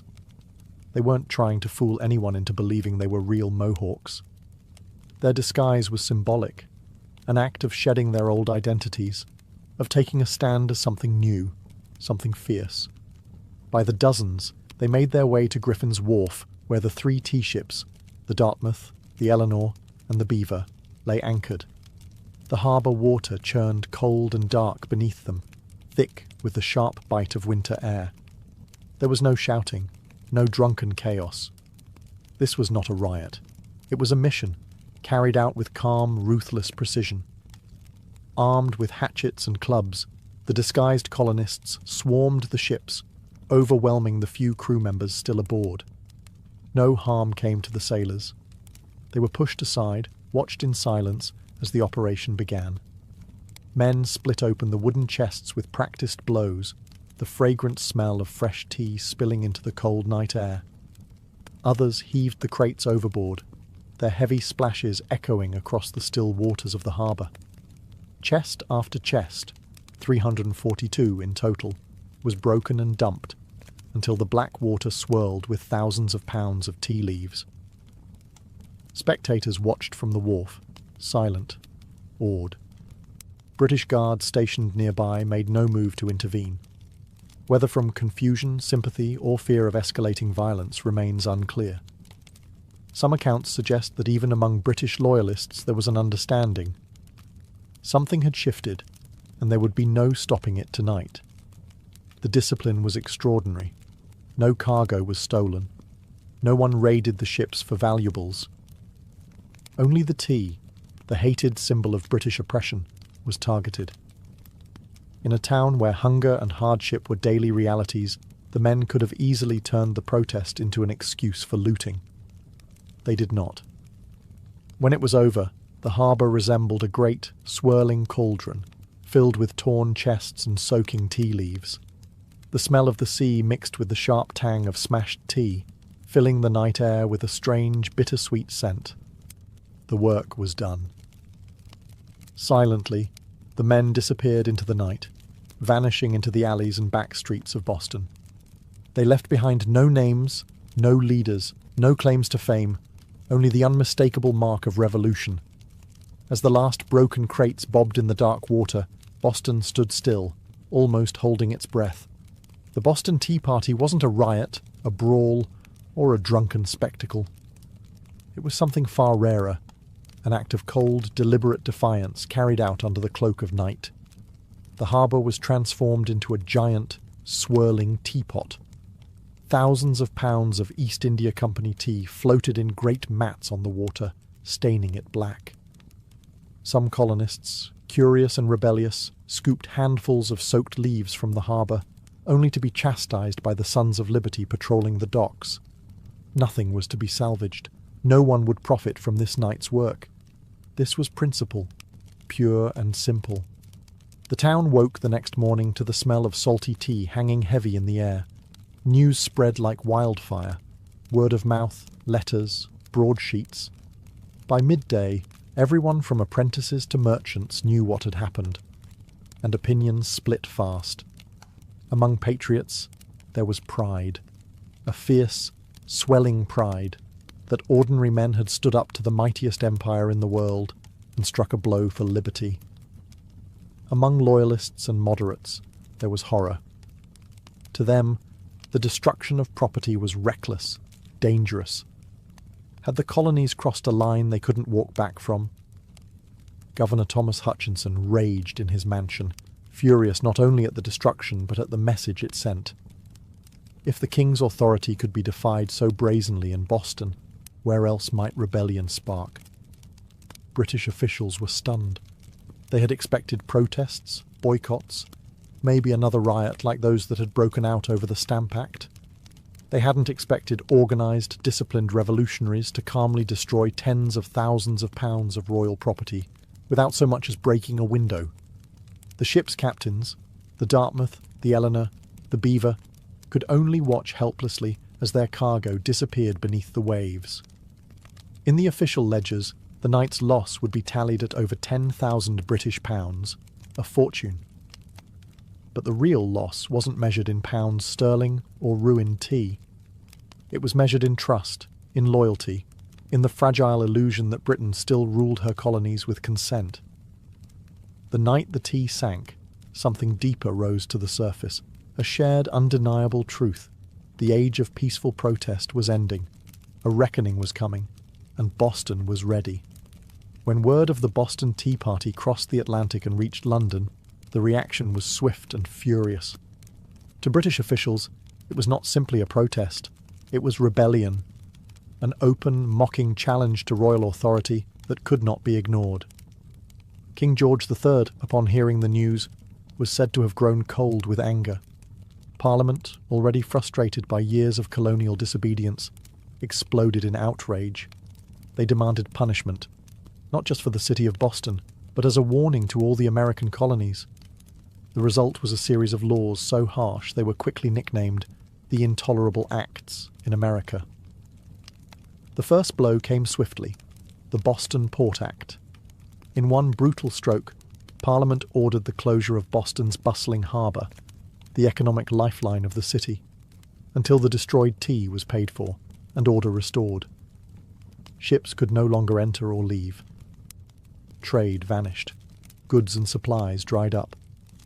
Boston, once vibrant and noisy, grew quiet, its docks eerily still. But the punishment didn't stop there.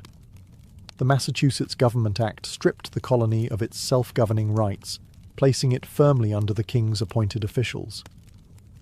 The Administration of Justice Act allowed royal officials accused of crimes to be tried back in Britain, a clear message that British authorities were untouchable. And to make sure the colonies knew force was an option, British soldiers were quartered throughout Boston, living among the very citizens they were meant to subdue. The message was clear. Rebellion would be crushed. Liberty was a luxury the Crown would no longer tolerate. But Parliament's heavy hand had an unintended effect. Instead of frightening the other colonies into submission, it outraged them. News of Boston's suffering, of its port closed, its people starving under martial law, stirred deep sympathy and righteous anger throughout America. Wagon loads of food and supplies poured into Boston from neighboring colonies. Letters of support, pledges of unity, and secret meetings began to weave the once fragmented colonies closer together. What had once been a Massachusetts problem was rapidly becoming an American one. In punishing Boston, Britain had hoped to make an example of them. Instead, they made Boston a symbol, a rallying cry for resistance. The flames of revolution, once flickering in isolated pockets, now began to blaze from colony to colony.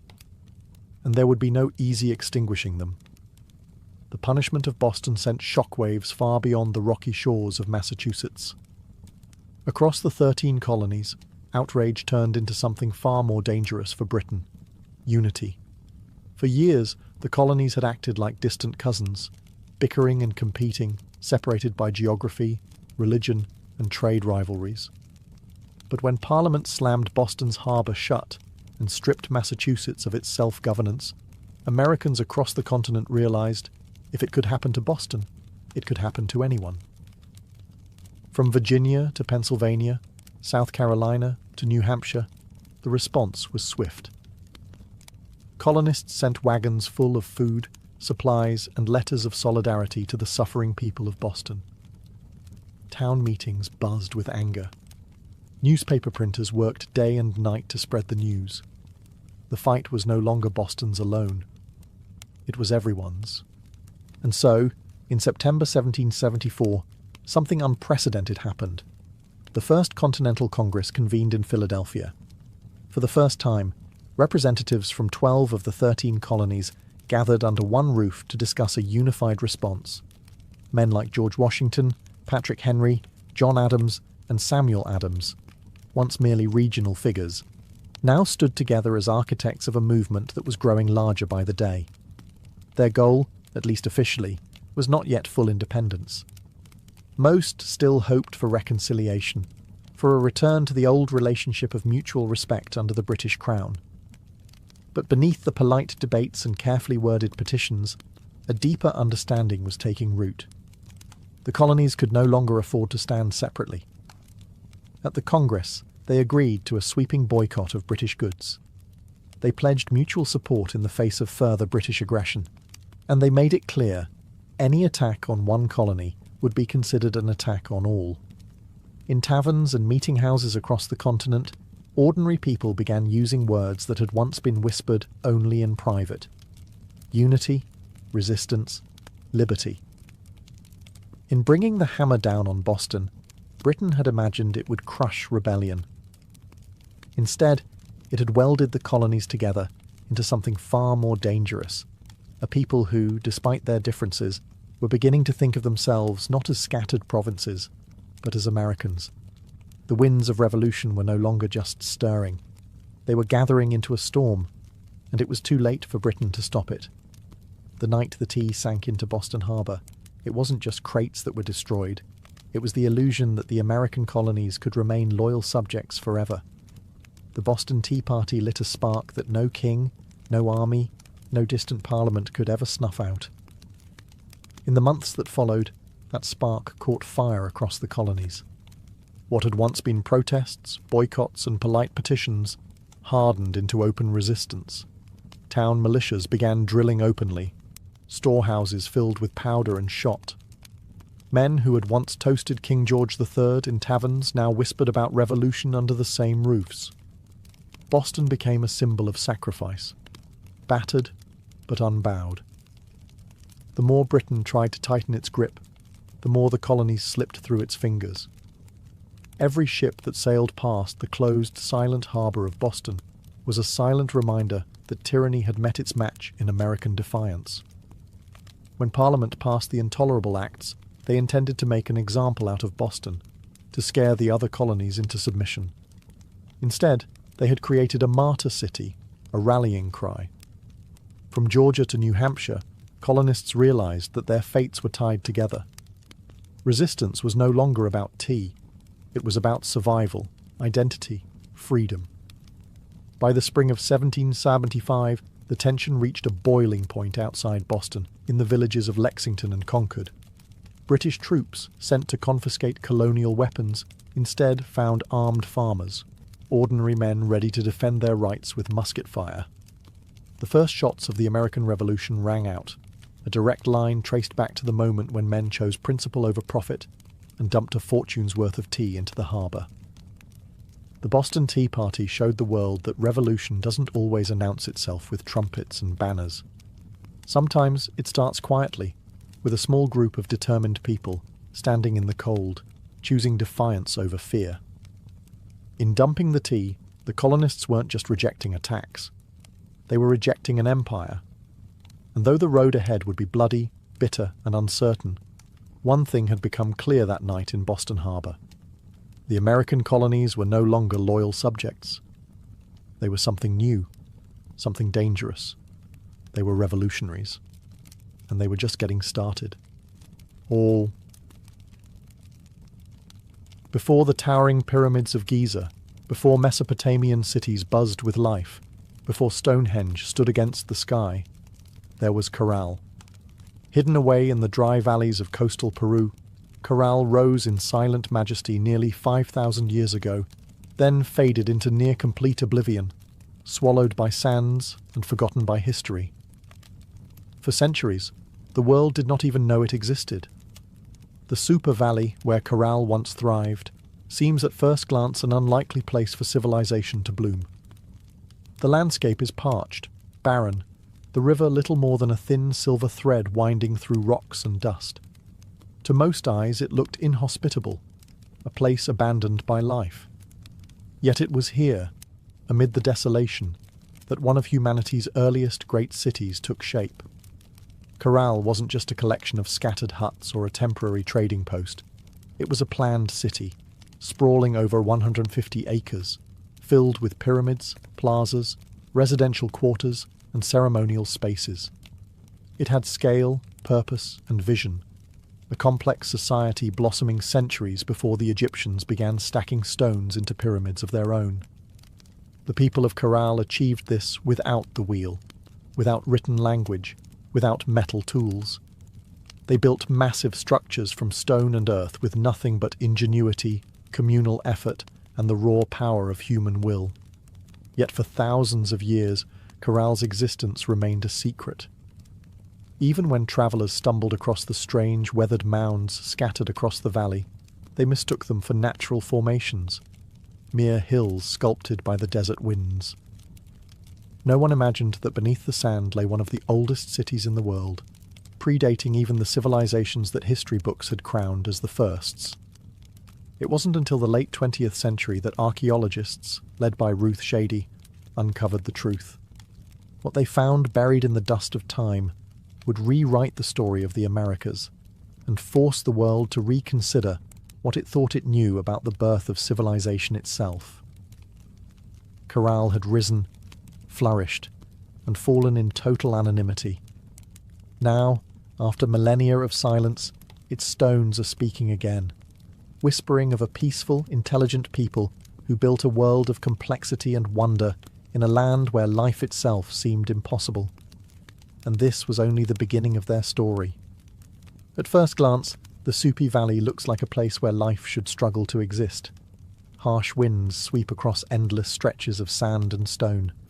The sun beats down mercilessly, drying out the earth, baking the landscape into cracked, brittle sheets.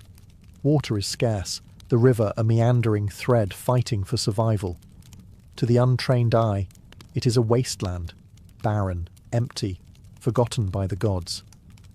But the people of Corral saw something different. They did not see a desert to be feared. They saw a canvas to be shaped. They recognized the river, however modest, as the lifeblood of possibility. And so, with patience, ingenuity, and sheer determination, They turned this unforgiving place into a thriving oasis of life and culture. Their first victory was agriculture. They learned to tame the river's seasonal floods, building simple but brilliant irrigation systems that channeled water across the valley floor. Where others saw sand and dust, they coaxed green shoots of hope: cotton, beans, squash, guava, sweet potatoes. Cotton, in particular, became their treasure. It was spun into fishing nets and textiles, fueling trade with coastal villages and creating bonds that stretched far beyond their desert home. But growing crops was only part of their mastery. The people of Corral understood that survival in the desert required balance. They worked with nature, not against it. They built their homes and plazas from stone and earth, designed to withstand both scorching heat and the rare, punishing rains that occasionally swept through the valley. They studied the stars and seasons, planning their harvests with the precision of master astronomers. Trade became the veins and arteries of Corral's economy. Dried fish, cotton, fruits, and handmade goods flowed up and down the coast. In exchange, Corral received exotic goods: colourful shells from the Pacific, rare stones from the Andes, ideas from distant peoples. They were not isolated, they were connected. In a land where survival seemed impossible, Corral thrived through intelligence, innovation, and community. They didn't conquer the desert with brute force.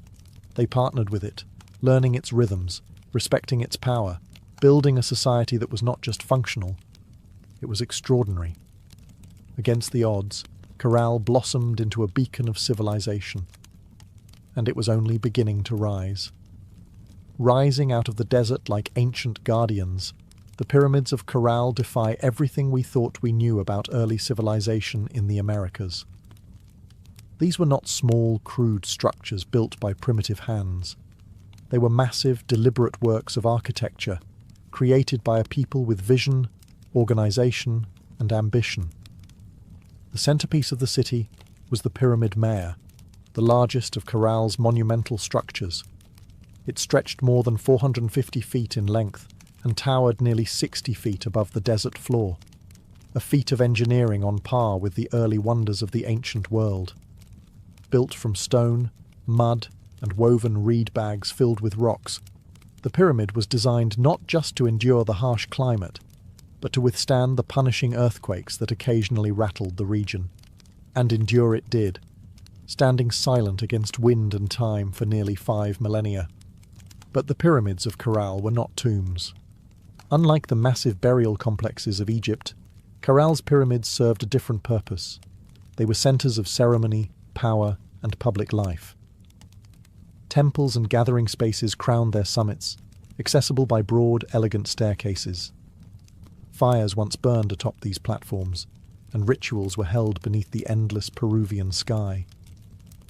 At the foot of the pyramids, vast plazas opened up, sunken and circular, inviting thousands to gather for religious ceremonies, political meetings, and communal celebrations. The very design of Corral's cityscape suggested a society that prized community and order, a people deeply connected to one another and to the cosmos. Around the pyramids, smaller residential complexes fanned out, likely home to priests, administrators, artisans, and farmers. The pyramids themselves seem to have been strategically placed, aligned with celestial events, sunrises, solstices, the cycles of the stars. To the people of Corral, architecture wasn't just practical, it was spiritual, mathematical, cosmic. Walking among the weathered stones today, it's almost impossible not to feel a strange sense of awe. These structures were raised without metal tools, without the wheel, without beasts of burden. Yet they rose with symmetry, scale, and staggering precision. The great pyramids of Corral were not built for vanity nor for war. They were built to connect earth and sky, community and cosmos, humanity and eternity. And they still whisper across the sands, telling a story that refuses to be forgotten. Among the ruins of Corral, there is something profoundly different, something that sets it apart from so many ancient civilizations. No weapons have been found buried beneath its sands. No defensive walls circle its plazas. No mass graves hint at bloody conquest or internal strife. Unlike the kingdoms that rose and fell through war, Corral was a society built on peace. It's a revelation that defies expectations. Here was a civilization that flourished not through violence, but through cooperation, trade, and shared belief. The people of Corral seem to have invested their energy not in armies or fortresses, but in architecture, astronomy, music, and communal life. Their plazas and pyramids weren't monuments to victory over enemies.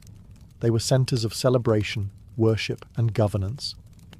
This was a civilization that chose to gather rather than conquer, to negotiate rather than destroy. Trade was the lifeblood of Carroll's success. Cotton, grown along the fertile riverbanks, was spun into fishing nets that were traded with coastal communities. In return, Carroll received dried fish, an essential source of protein, and exotic goods from faraway places, colourful shells from the Pacific, precious stones from the highlands, and even rare tropical fruits from distant valleys. This wide network of trade stitched the region together, binding far-flung communities into a peaceful web of mutual benefit. And in the centre of it all, Corral thrived as a cultural and economic hub. Religious and ceremonial life played a vital role in maintaining social harmony. The city's grand public spaces and sunken plazas likely served as stages for rituals that united the people under shared spiritual beliefs. Music filled these gatherings, flutes carved from condor bones, drums made from deer hides, creating soundscapes that echoed across the desert, tying individual lives to something greater. Leadership, too, appeared to rely less on military strength and more on spiritual authority and civic organization. The city's leaders must have coordinated massive construction projects, seasonal agricultural cycles, and complex trade agreements, all without leaving behind the brutal scars of war. In an ancient world so often defined by conflict, Corral stands as a shining exception, a reminder that civilization does not have to rise on the broken backs of the conquered. It can instead be built by the quiet power of collaboration, creativity, and trust. At Corral, the stones still seem to hum with echoes of a world long gone. It was not just a city of buildings and trade. It was a city alive with sound, ceremony, and spiritual rhythm. Music and ritual were woven into the very heartbeat of Corral's civilization. Archaeologists, digging carefully through the dry sands, uncovered a treasure trove of ancient instruments, flutes crafted from the bones of condors and pelicans, whistles fashioned from deer antlers, small drums stretched with animal hides. These artifacts were not simple toys. They were crafted with care, tuned to specific notes, designed to carry sound across the wide, open plazas of the city. In a world without written language, music spoke the language of the soul. Imagine it. The low thrum of drums rising at dusk, flutes keening like the desert wind, feet stamping on the sunken plazas as hundreds gathered under the fading light. Fires would crackle atop the pyramid platforms. Priests, dressed in intricate woven garments, would chant to the gods of the river, the earth, the stars. In those moments, Corral was not just a city, it was a symphony. The layout of Corral itself suggests that ritual life was at its core. The grand plazas were not mere open spaces. They were stages for communal ceremonies, carefully designed to draw people together. The sunken circular courts acted like ancient amphitheatres, focusing sound and sight onto the rituals performed at their centres. And above them all, the pyramids loomed. Not as tombs, but as sacred mountains built by human hands, linking the earth to the heavens. Rituals likely marked the turning of the seasons, the cycles of planting and harvest, the movements of the stars. Music was not just entertainment. It was a bridge between people, between nature and the divine, between the known and the mysteries beyond. No violent murals, no terrifying gods of war, no bloodthirsty sacrifices. In Corral, the spiritual world seems to have been one of harmony, celebration, and reverence. Even today, when the desert wind whistles through the ruins, you can almost hear it. The faint strains of ancient music, the forgotten songs of a people who found beauty, meaning, and connection in the heart of the harsh, endless sands. Carroll wasn't just a place of music, trade, and ritual. It was a marvel of engineering, a testament to human ingenuity in one of the harshest landscapes on Earth. Without metal tools, without the wheel, without draft animals, the people of Corral shaped a city of stone and earth that has endured nearly 5,000 years. Their achievements were astonishing. Massive pyramids rose from the desert floor, constructed not with small, fragile bricks, but with enormous stones carried across the dry valley. Workers transported rocks using reed bags, ingenious baskets strong enough to bear heavy loads, woven from the very plants that grew along the riverbanks. Layer upon layer, they built with care, stacking stone and filling the interiors with rubble to create structures that could withstand not only time, but nature's fury. And they understood nature well. Corral lies in a region prone to violent earthquakes, yet their pyramids and plazas survived largely intact. How? By mastering earthquake-resistant architecture. Builders used flexible construction techniques, layered fills, wide foundations, and rounded corners that allowed their monuments to absorb and dissipate seismic energy. It was engineering born not from textbooks, but from an intimate knowledge of the earth itself. Water management was another silent triumph. Despite living in a desert, the people of Corral developed sophisticated irrigation systems. Channels and canals carefully guided river water to their agricultural fields, allowing crops to flourish even during dry seasons. No water was wasted. Every drop mattered. The layout of Corral itself reflected brilliant urban planning. Major structures aligned with key astronomical points, suggesting a deep understanding of the solar cycles. The sunken plazas, with their precise geometry, were more than gathering places. They were instruments for tracking the heavens, allowing priests and astronomers to predict seasons crucial for survival. Even the city's organization spoke of a complex society. Residential zones, administrative areas, ceremonial centers, all were arranged in harmony, balancing communal life with sacred spaces. They built not just for the moment, but for generations. Today, as modern engineers marvel at Corral's resilience, they are reminded that greatness is not measured by technology alone. Sometimes the deepest wisdom lies in understanding the forces of nature, in working with the land, not against it. Corral's stones have endured storms, quakes, and the erosion of time itself. They stand as a silent testament to a civilization that engineered their dreams into the desert sands. For centuries, the city of Corral flourished, a beacon of peace, music, trade, and architectural mastery in the desert sands. And then, quietly, almost without a trace, it was abandoned. No fires marked its fall, no signs of conquest scar its walls, no mass graves or shattered monuments tell a story of sudden disaster. Instead, Corral simply faded, its plazas emptied, its pyramids left to the drifting sands, its flutes and drums silenced by time. Why did they leave? That question still lingers like a ghost across the Super Valley. Some scholars believe that environmental change struck the final blow. Evidence suggests that a long period of drought may have crippled Corral's agriculture. Without the river's life-giving waters, the fields would have withered. Trade networks, dependent on surplus cotton and food, would have faltered. The careful balance Corral had maintained with its harsh environment may have finally tipped beyond repair. Other theories point to shifting trade routes. As neighbouring cultures grew and new centres of power emerged along the coast and inland, Corral's influence might have diminished. Perhaps the goods they once supplied, cotton, fish, produce, were no longer enough to sustain their role as a dominant city. Slowly, the lifeblood of commerce drained away. Still others whisper of internal decline. Without written records, we can only imagine political struggles, religious upheaval, or simple exhaustion after centuries of growth. Even peaceful societies can fracture under pressure when survival becomes uncertain. Whatever the cause, the departure seems to have been gradual, not sudden. Families likely drifted away one by one, seeking more fertile valleys, stronger rivers, new beginnings. Children who once ran across Corral's plazas grew up telling stories of a lost city behind them, stories that would eventually fade into legend. The desert reclaimed what humans had built. Winds carried fine sand over stone temples. Flutes lay buried beneath shifting dunes.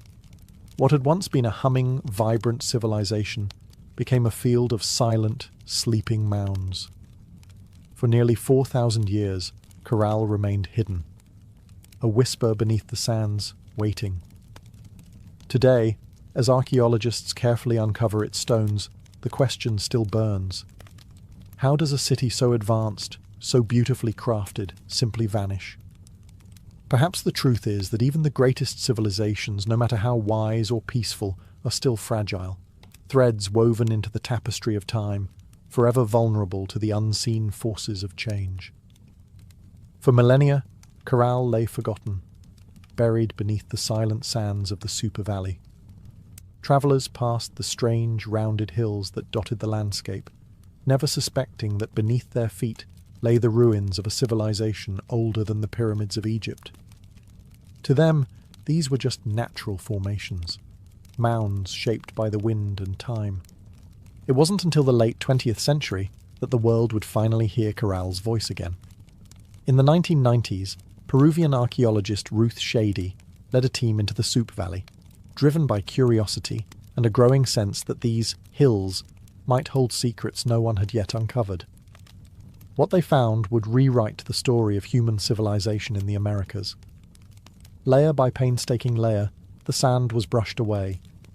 Beneath it emerged walls of carefully cut stone, grand staircases, sunken plazas, pyramids, a city far older than anyone could have imagined. Radiocarbon dating confirmed the unbelievable. Corral was over 4,600 years old, thriving at the same time as the earliest civilizations in Mesopotamia and Egypt. It was a discovery that shook the foundations of archaeology. Before Corral, scholars believed that civilization in the Americas developed much later, shadowed by the great empires of the Old World. Corral changed everything. It proved that the Americas had birthed monumental architecture, complex urban life, and social organization independently, long before the rise of the Incas or the Maya. Ruth Shady and her team found not just stone and rubble, but the remnants of life, musical instruments, fishing nets, textiles, quipu, ancient knot records, and even offerings made to the gods. Each artifact told a story of a people who had built a society with vision, intelligence, and profound creativity. Corral's rediscovery was more than an academic triumph. It was a resurrection. A civilization that had slept beneath the desert for thousands of years now stood revealed under the open sky once more. Its plazas kissed by the same winds that had once carried the sounds of flutes and the laughter of children. Today, Corral is recognized as a UNESCO World Heritage Site, a fragile, priceless link to humanity's earliest dreams of building, belonging, and believing. The sands had hidden Corral well, but in the end, the stones endured, waiting for someone to listen, to see, to remember. Corral stands today as a silent giant, a reminder that civilization's roots stretch far deeper than we once believed. Among its pyramids and plazas, the ancient stones whisper a story that reshapes our understanding of humanity's journey. A story not of conquest and bloodshed, but of harmony, ingenuity, and hope. Long before the towering empires of Greece, Rome, or even Egypt, the people of Corral were building something extraordinary. They raised pyramids without the wheel. They mapped the stars without written records. They created a thriving society rooted in trade, music, ritual, and engineering, all without leaving scars of war upon the land. In an era often defined by conflict, Corral offers another vision of what civilization can be, a society that valued connection over conquest, knowledge over domination. It reminds us that complexity does not require violence, that greatness is not measured by how many armies march across a battlefield, but by how a community comes together to build, to create, to dream. Carol's legacy reaches far beyond the dry sands of the Soup Valley. It challenges old assumptions that civilization had a single cradle, that urban life and monumental architecture belonged first to the Old World. Corral proves that humanity's spirit of innovation and aspiration arose independently in many corners of the earth, shaped by different hands, but driven by the same eternal desires: to endure, to celebrate, to reach toward the divine. Today, walking among Corral's weathered ruins, you can almost hear it. The pulse of drums, the low hum of flutes, the murmur of traders bargaining in the plazas, the laughter of children racing through stone alleys under a sky of endless stars. Their lives, their dreams, their stories are still with us, etched into the bones of the earth. Corral teaches us that even when civilizations fall, their spirit can endure, sleeping under sands, waiting to be remembered, waiting to inspire again. In the great timeline of human history, Corral shines not just as a relic of the past, but as a beacon for the future. A reminder that, even in the harshest deserts, even under the heaviest sands, the seeds of wonder, wisdom, and peace can take root, and build a world that reaches for the stars.